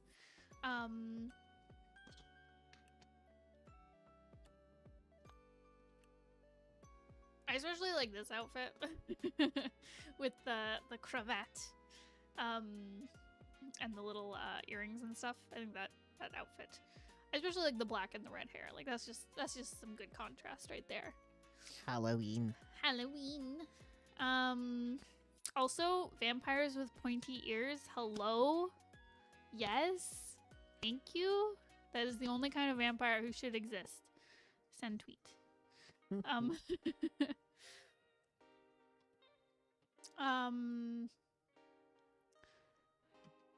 was actually the very first doodle for this design. Well, I love it. I like it. I also like his little teeth. Hum. Let me see. But yeah, they all feel like they're very similar, like they're from the same universe. It feels like a good, like, design exploration for the character. I enjoy some pointy ears. Who doesn't? Am I right? My earless vamp cries? How dare you? They need pointy ears. Mwah. Mwah. Badonkadink.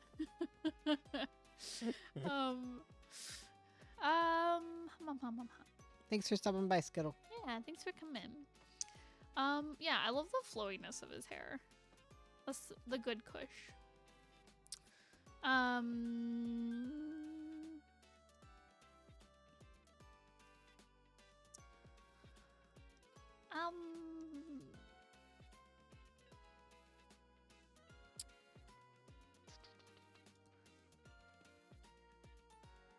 Sorry,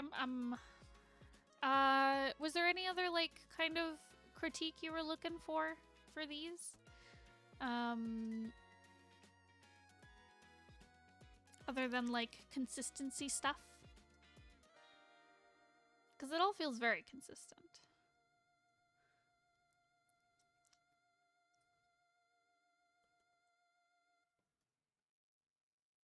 Yeah.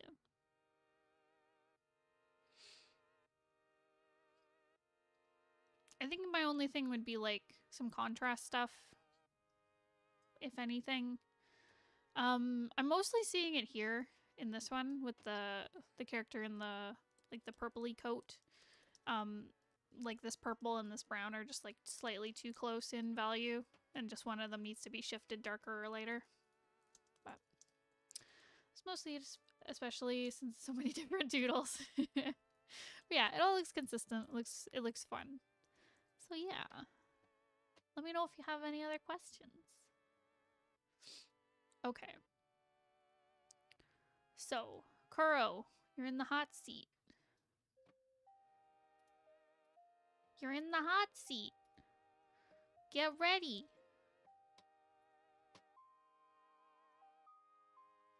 Let's see, where's your notes? There they are. I struggled with the colors for Silas gloves on that one. No questions otherwise? Okay, awesome. Okay, characters for critique. The first is Rizzo again from Known Service.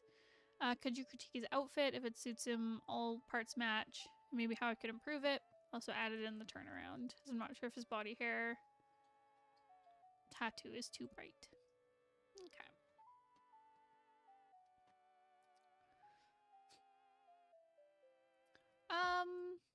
Okay. Outfit wise. I like the color palette. I like how you've gotten this very limited palette where, like, it's all these different shades of this purple. I like how the pinky purple in his eyes matches, like, his shirt. I think that's great, and I think for any other outfits you make for this character, like, one element should match his eyes at all times, because that sounds amazing to me. It's like people who match their nails to, like, their purse and their shoes. Like, it's that kind of energy, and I'm kind of living for it. Because I know this guy, like, cares about his appearance. I think you mentioned that in the last time you submitted his design. But yeah, color-wise, I think it's great. I think there's good contrast through everything. Like, I like how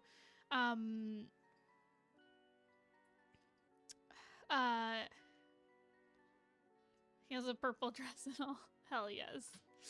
But yeah, but I like how you can look at this character and, like, no matter how you, like, bisect the character, like, you can tell he's, like, the same character. Like, I love how the shoes match the hair. That's, like, fantastic. But yeah, good contrast overall. Like, I like how you have, like, the dark hair and this really, like, bright shirt mixed with, like, white pants. All the different parts feel differentiated. And yeah, it's really nice. I really like the color stuff and the design stuff.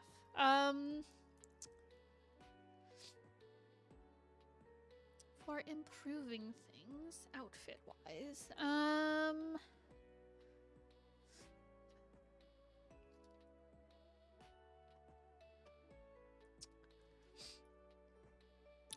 I like a lot of the small details, like I especially like the crease in, like, the back of the pants. I think that does, like, a really great job with, like, modeling forms. Same with, like, the crease, not the crease, the seam, like, at the side of the shirt and at the back. I think those are really nice details to help you, like,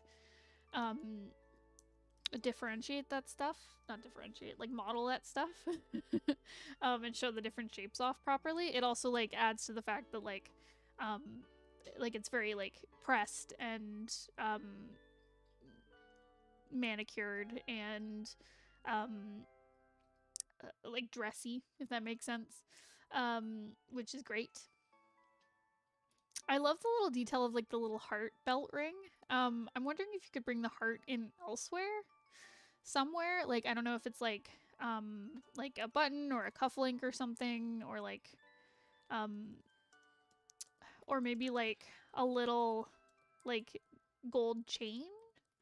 Part of it is just to bring that gold in elsewhere. I guess it's kind of close to his skin tone, but like because he has this like open like low cut shirt.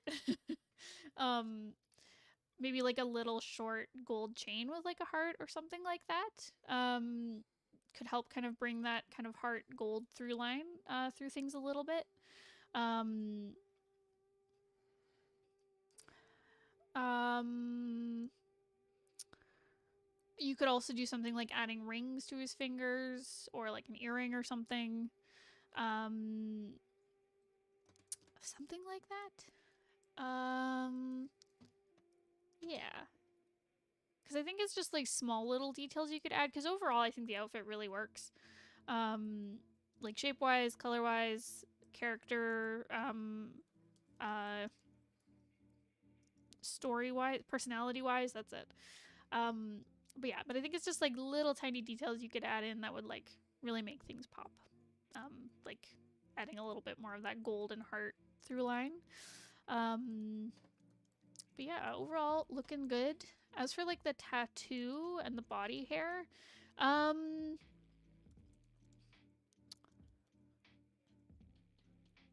I think the body hair is fine. Like contrast wise, I think it's good. It matches his hair.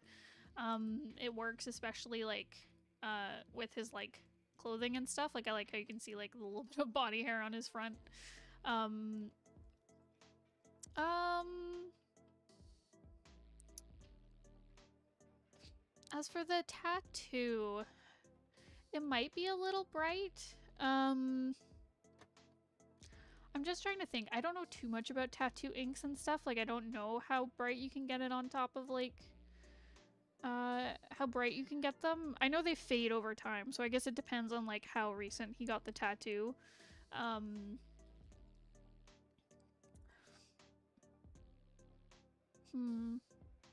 Sorry, I'm squinting to see like contrast on it and stuff. It feels like it's clashing a little bit with his skin tone. He also has arm and leg hair. I didn't want to draw it. Oh, okay. See, my thought was like, part of me was like, does he shave his legs? Because I don't know. Maybe he likes having the chest hair and also shaved legs. I think that's a look.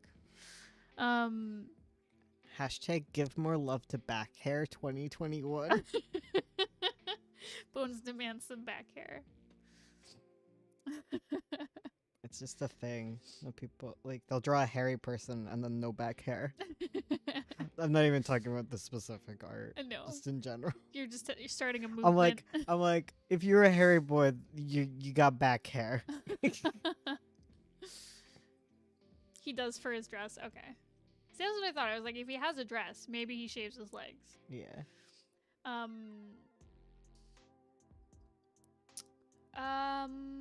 But then back you hair can't see doesn't his go tattoo. there. It kind of goes below your neck.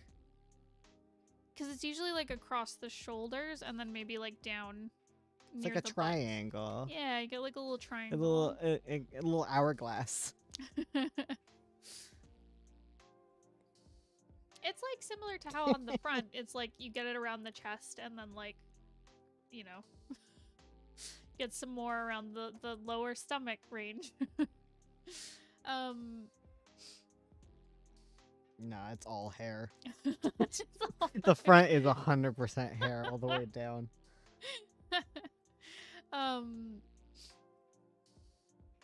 Fun fact, white does not last. It gets a yellowish pigment over time. Oh, okay. I was wondering about that. Because I know you can get like bright colored inks and stuff, but I wonder how they last over time. Anyways, I will add back hair for you, Bones. Oh, bless. I think with the tattoo, there's something going on with that bright pink that is like clashing a little bit with his skin color. I might darken it a little bit. It's hard because I like the brightness of it. It might be you need to just shift the colors around too. I'm not sure. I think it might be a contrast issue. So maybe try darkening it or lightening it to see how that would affect it. It feels like it's clashing a little bit. So yeah, I might play around with like stick it in the hue shifter. The hue saturation shifter in Photoshop or Clip Studio or anything. I know in Photoshop it's like Command or Control U is the hot link hot key. um Pink into purple instead. That could work. Yeah, try messing around with the levels a little bit because it's like it's there, but it just needs like a slight shift somewhere. Yeah, I think. Yeah, because otherwise I think it looks great. I think he's a really solid character design. I think it's well coordinated, like color wise. I'm so sorry. I need to run to the bathroom. My bladder is gonna explode from all the water I'm drinking. Bones, please vamp for me. I'm a vampire. Vampire. How is everybody doing this fine afternoon? When you see pics of tattoos, it's always when they're fresh and always looks extra white because your skin is all fresh and hurty. Rarely healed tattoos are posted online. It's true. I don't want stab arts on my body, though. They look cool, but then I'm like, nah. I'm doing a read. Yeah, trolls be reading. They giving me the play-by-play. I'm playing Pokemon Go. Wow, I haven't played Pokemon Go in a while. I don't know where Fado is. He's disappeared. The doors are open, but the cats won't come downstairs. They're too scared. It's too scary down here. They're upstairs cats for now. Stab arts aren't worth it. I feel that. Like, I couldn't commit, you know? Everyone dies in Avo. Wow, spoilers. This is just a quick turnaround to get its design. Yeah, I used to talk people out of doing white tattoos, too, because they're not worth it. Yeah. I played PokeGo earlier today. It's Fletchling Day. Oh, Fletchling's so great.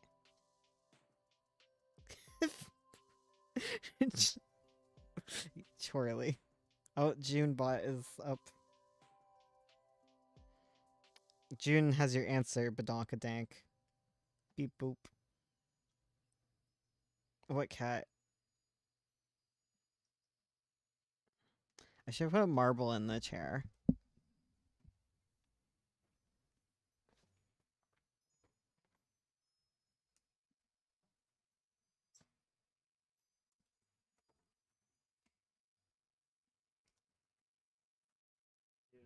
Marble.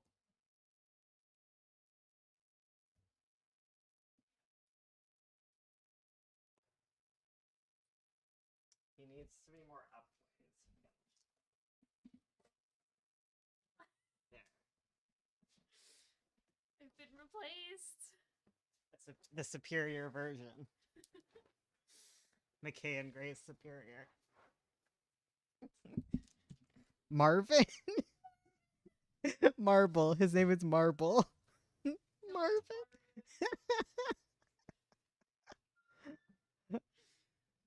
Who said Marvin? Who started this? 9 pint. 9 pint. Marvin and Gary. Instead of McKay and Grant, it's now Marvin and Gary. I love it. Oh my god. Gonna convince everyone his name is Marvin. A troll did? Okay. Oh my gosh, I've been lied to. Okay, let's keep going.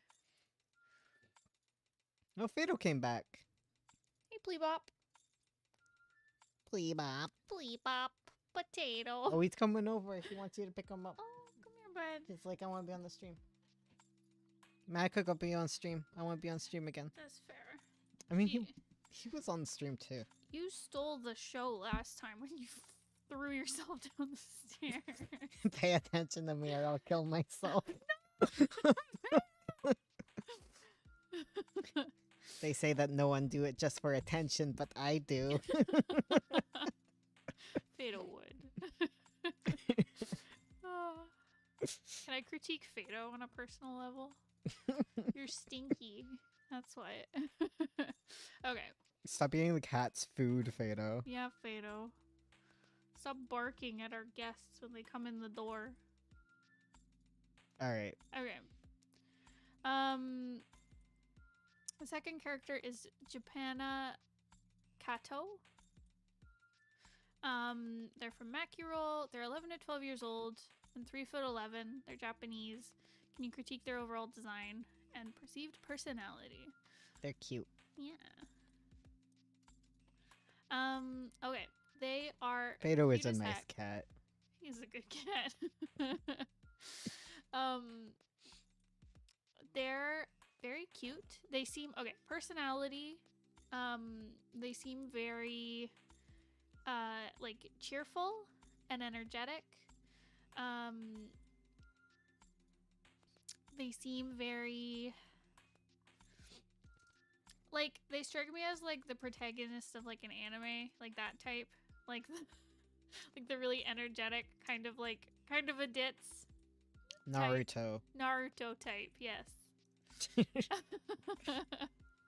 Bones gets what I mean. They're a Naruto. Bird run, let's go. Yes. You might have sent them before. I can't remember. I remember there was like a preteen character you sent, but I don't know if it was the same character. But yeah, energetic, cheerful, good-natured, a little silly. I love the red and black usage with their outfits. More like Rock Lee, but okay, I can see that. Save energy ish. I don't know anything about Naruto. I know there's a guy named Sakuga. Yeah. You got it. I did it. Okay. What's Yeah. the other girl's name? Sakura? It's weird how there's a Sakuga and a Sakura. Yeah, in Naruto. And Rock Lee has rocks on his knees.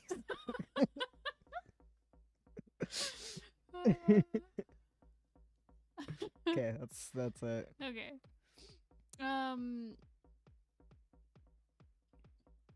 They're all fighty idiots, yes. Okay, I love the red and black. Love the contrast on that.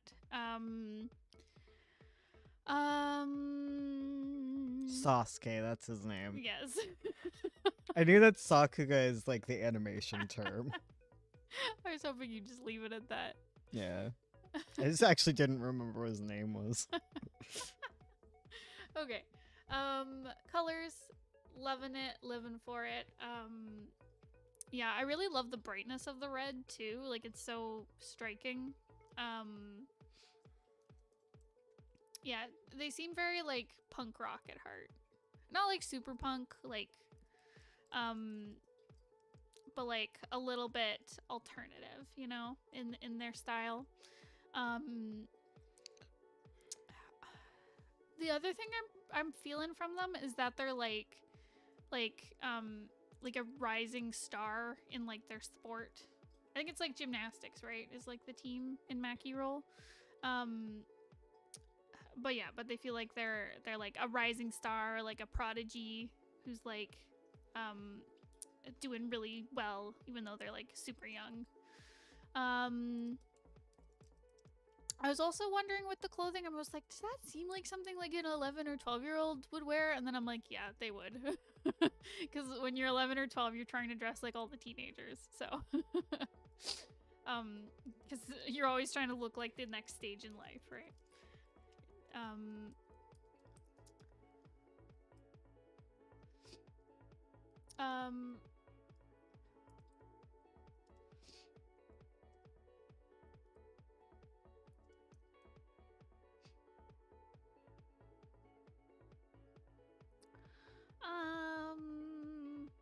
I own that outfit IRL. I mean, same.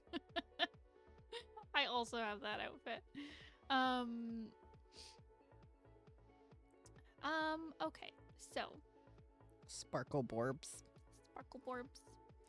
I do worry a bit about, well, I don't know. I'm torn. Like with the athletic outfits that have like the red, that's like the same red as the hair.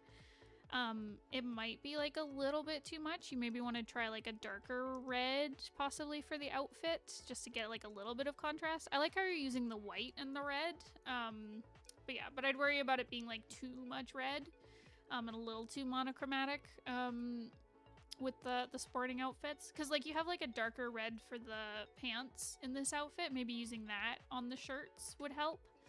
But yeah, but that's up to you. Hum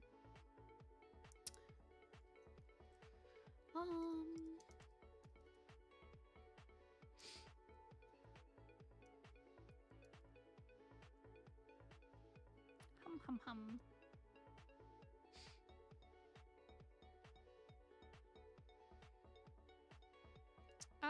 But yeah, otherwise, like, they seem like a solid character design.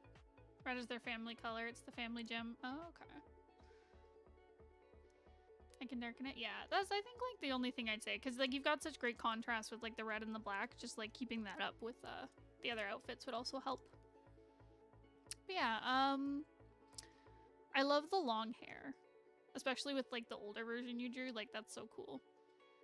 I'm living for it. I also like how you can tell, like, they get more confident when they get older, because, like, their hair is, like, out of their face, but when they're younger, it's, like, in their face. I think that's a cute touch.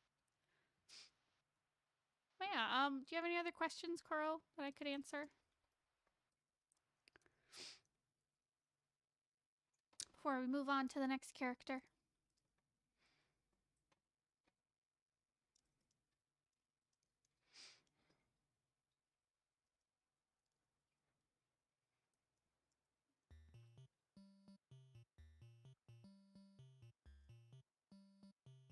No other questions? Okay. So finally, there's this character. Okay, final character is Ash, also from Known Service. She's the chief medical examiner. Oh my goodness. On the team is Rizzo. She works all day and then volunteers at several places, so is always napping. The clothing rule is outfit must be black suit and tie, so she found the loophole. Like a general critique. And then you also had this cute little picture of her taking a nap at work. Very good. Okay, Ash. Okay. I'm liking the vibes. Again, I like the color palette. I like how you've got this very, limited color palette for these characters, because I know with Rizzo he has like the pink and purple with like black and white look, and I like how Ash has this like kind of electric yellowy green color mixed with like black and white. I think that's nice. I like how you've got like a color attached to each character. I think that's fun. I also like the workaround with the suit and tie thing. I think that's really cute. And but yeah, Ash personality wise, they seem rebellious. They remind me of that, like, there's that one character in all the like trigger shows that's like I'm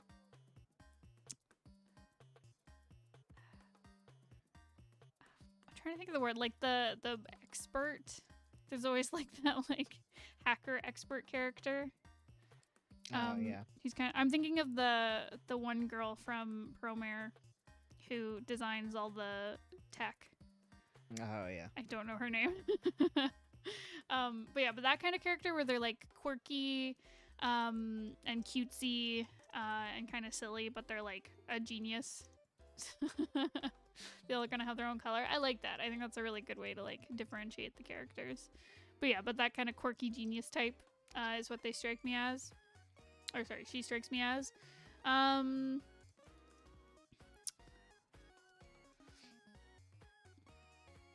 hammock is the line.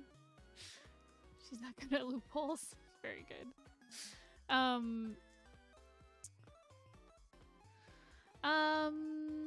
She seems like, I like how she's like an older character, like she's in her 30s. But she looks younger, like she seems like she's kind of like young at heart, very like spunky and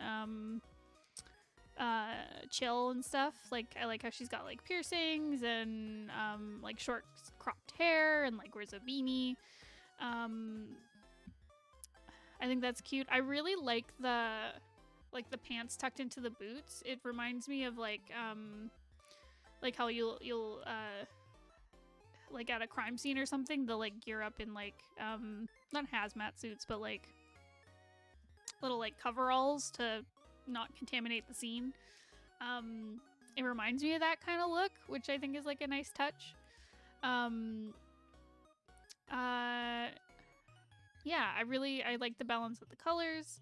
I like the vibes of the character. She's small, only 5'1". Oh, she baby. She whittle.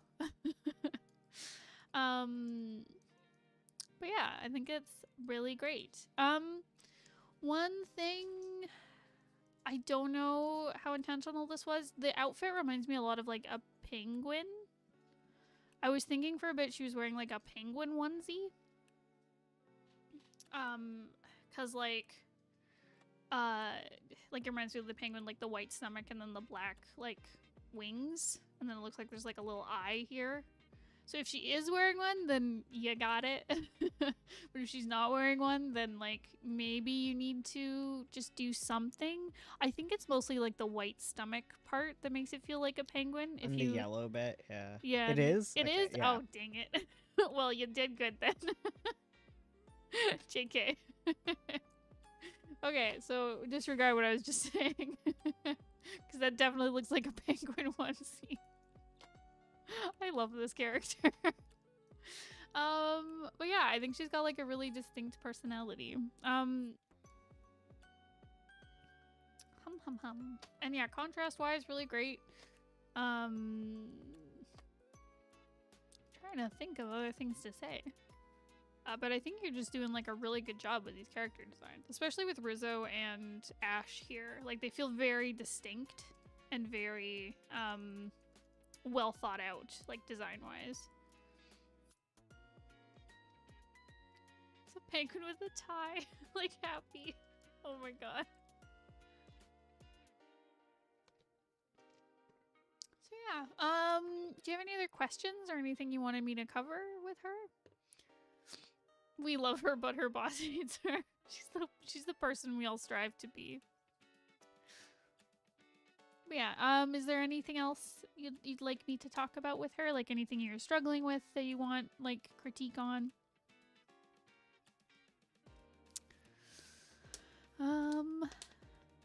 Yeah, let me know.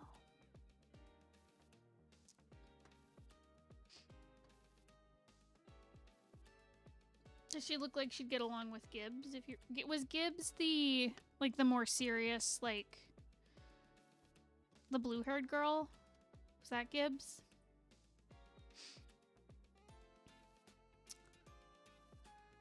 I feel like, from what I remember of Gibbs, I feel like they'd either like hate each other because Gibbs strikes me as very like serious, whereas Ash is not serious at all.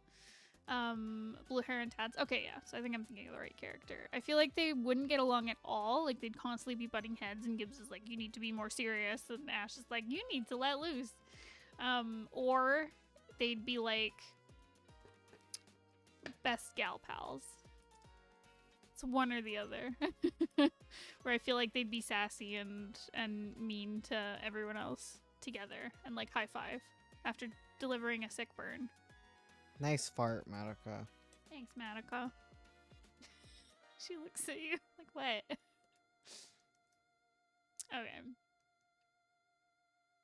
So yeah, those are the vibes I get.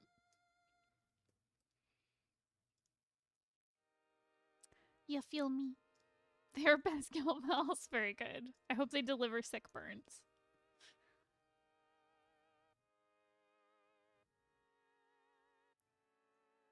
Gibbs is very proud of her. Aw, good. Bless. We stan some good gal pals. Matica. She do be Putin again. How dare she? Alrighty. Let me know if you have any other questions, Karo. I think I will finally move on to Alice's stuff. So Alice said they would not be able to attend the stream, but I will go over their stuff.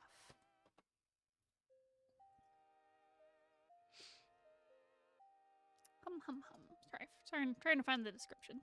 Okay, I was doing some playing around with Corel Draw recently. Oh my god, Corel Draw. That brings me back.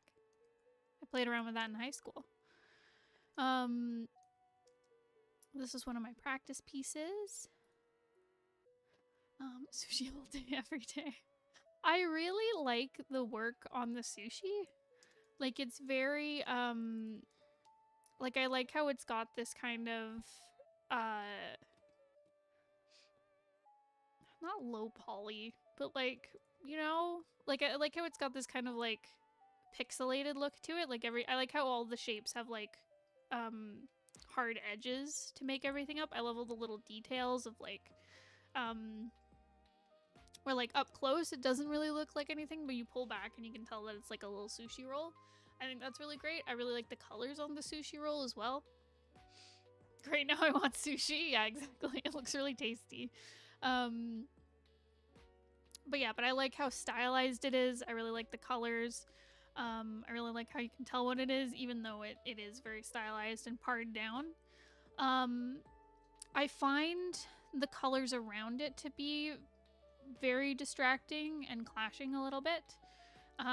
Because the colors within the sushi are very like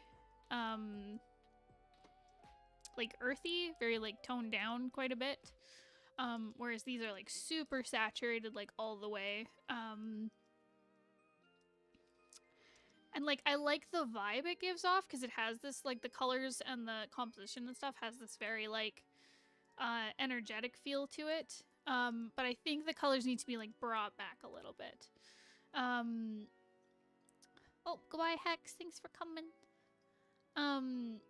But yeah, but I think like they need to be pulled back a bit because they're so bright it's hard to like look at the sushi, which I feel like should be like the star of this piece. So like I would pull them back, I would like desaturate them or like lighten them up or something.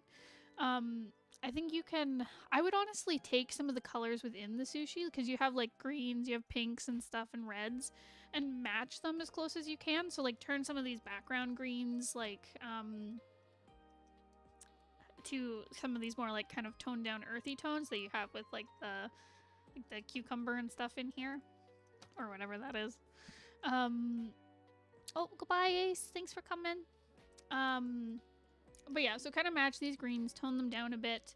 And then for this pink, you might be able to get away with the pink, but I might bring it down closer to this orangey red color.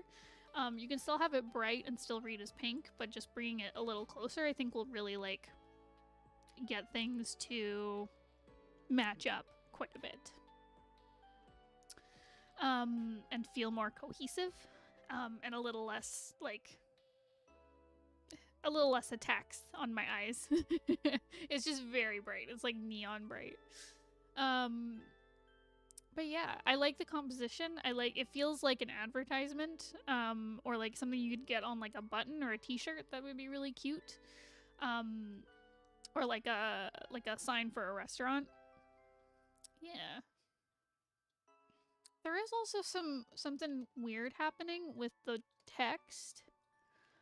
I noticed it on this R and the A's and this H and the U. There's like little like pointy ticky things happening, little spikes within it that feels like a glitch. I don't know if this is actually part of the font. I'm not sure what's going on there. I might smooth those out and get rid of them so that the lettering looks a little more finished. Um, but yeah, I think you just need to align the colors a little bit more and then fix some of this typography stuff that's going on here. But otherwise, I think it looks great. This would be a really cute sign for a restaurant or something. So yeah, Alice, whenever you watch this, you can always poke me if you have any questions. Happy to answer.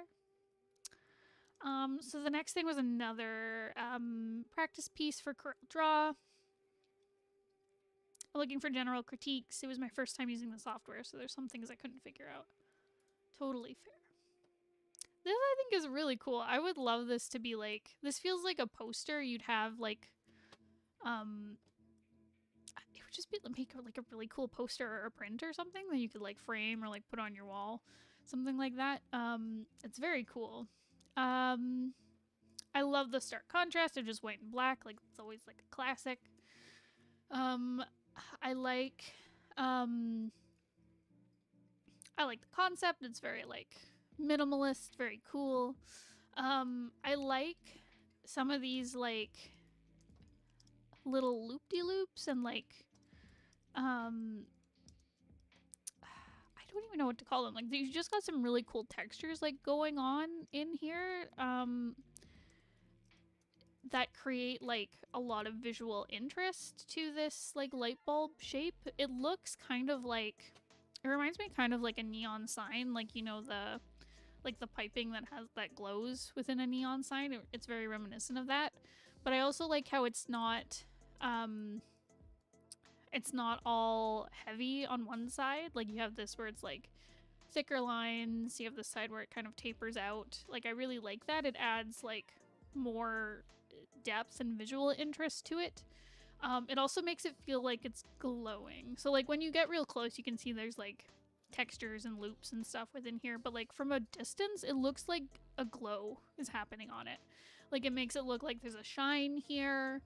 Makes this side feel more like lit up and shiny, and the bottom feels like it has like, it reminds me of like added lens flares without having like a cheesy lens flare effect on it.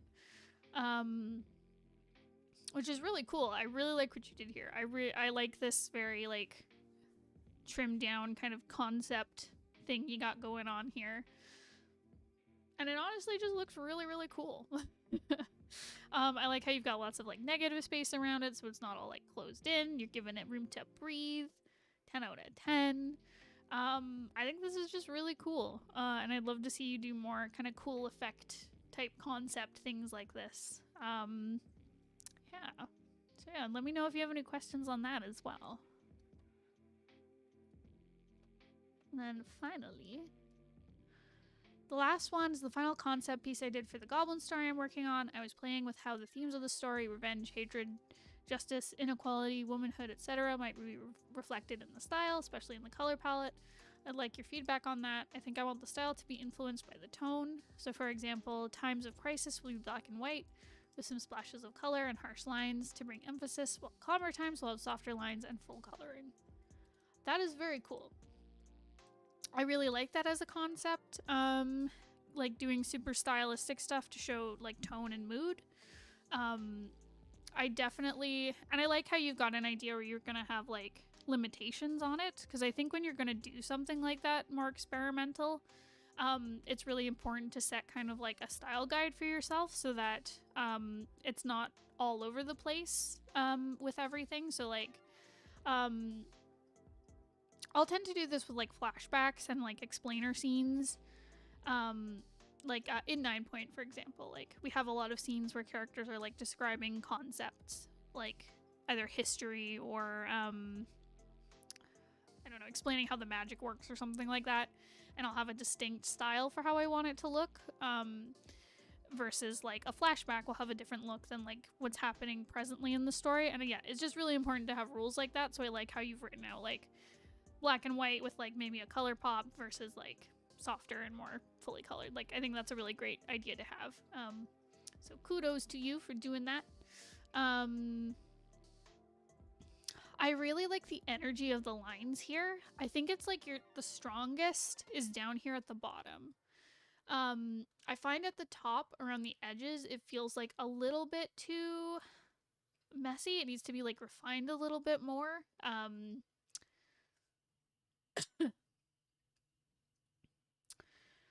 Yeah, it feels like it just needs a little bit more thought near the top. Like it just feels messy, but down here it feels a lot more emotional. I think part of it is like the line work down here feels a lot more erratic. I really like the texture, where up here it feels like full hardness on the brush, like full pressure, full whatever. That makes it feel kind of like a just like a random scribble, whereas down here like you have different like textures showing through. Like some of the lines are kind of like lighter, and they taper off and overlap and stuff, and it just feels more rendered down here, and more thought out. So I'd love to see more kind of stuff like that around. I really like the purple shining through underneath the black. I think that's like, when I first looked at it in like thumbnail view, I thought it was just black and white, but I really like having this kind of like violet purple underneath, like this very like reddish purple shining through. I think it adds like a little bit more depth than if it was just black and red and white. But yeah, and I think having all of the overlapping like white and black and purple here takes away from all the typography where it says like hate, hate, hate, hate, hate all over the place, where it just feels like really cluttered. Whereas down here, when it's like just mostly on black, it feels a lot more intentional and it pops more. Whereas up here, it's very like hard to take in, if that makes sense. But yeah, I really love the energy of the lines and stuff. I like how like I love the texture of the lines here, like in the face and on the hat and like around the shoulders and stuff. Like it just feels really nice. It feels like carved out, and I feel like you've been pretty thoughtful about like the negative space around things in it, which is really great. It's got a lot of like cool emotion to it. And I'm excited to see more scenes like this from the concept you're working on for this story. So I think you've done a lot of like really cool experimental visuals with it, which is awesome. And it really shines through here, where it feels like very emotional. It feels very like full of rage. Especially down here at the bottom, like these lines just feel like so full of rage and anger, and hate. Um,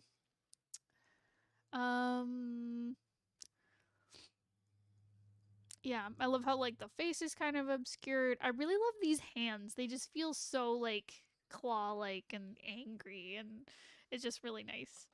And I like the negative space, like broken heart in front. Like that's really cool. Yeah, I think just in the future for things like this, just being like very conscious. Like it's hard because you want it to be messy and like chaotic. But you need to be like kind of mindful that it doesn't get too messy. Like I really like this white scribble like right here, because it's got like dynamism and shape to it, whereas up here it just feels like kind of random. So just being very mindful to like make sure you're being intentional even when you're trying to make something look messy or chaotic, if that makes sense. But otherwise, yeah, this was really cool. Very cool composition, cool energy, cool vibes. I'd be interested to see it too, like beside the other concept where it's more like peaceful and calm and like full color, and make sure that they line up together well. But yeah, other than that, it's looking really cool. I'm excited. I love this kind of experimental style. And again, I love that purple shining through. That's so cool. It really adds a lot of depth, especially around down here. Yeah. So yeah, Alice, whenever you watch this, please let me know if you have any questions. I'm happy to answer on Discord because you were away. And yeah, other than that, we're done. We done did it, guys. We made it through the critique stream. So if you yourself would like your stuff critiqued at the end of this month, I think March 27th is the next critique stream. Yep. You need to sign up for our Patreon and submit your stuff. We can look at comic scripts, we can look at illustrations, character designs, set designs, all that good stuff. Outlines, comic thumbnails, finished comic pages, whatever you have. We're happy to give you feedback. And also, if you sign up as a patron, you get access to like a private little chat. We do like weekly hangouts where we go on voice chat and we all draw together. So definitely consider signing up. Thanks for stopping by. Thanks for coming, and we'll see you guys next time. Goodbye.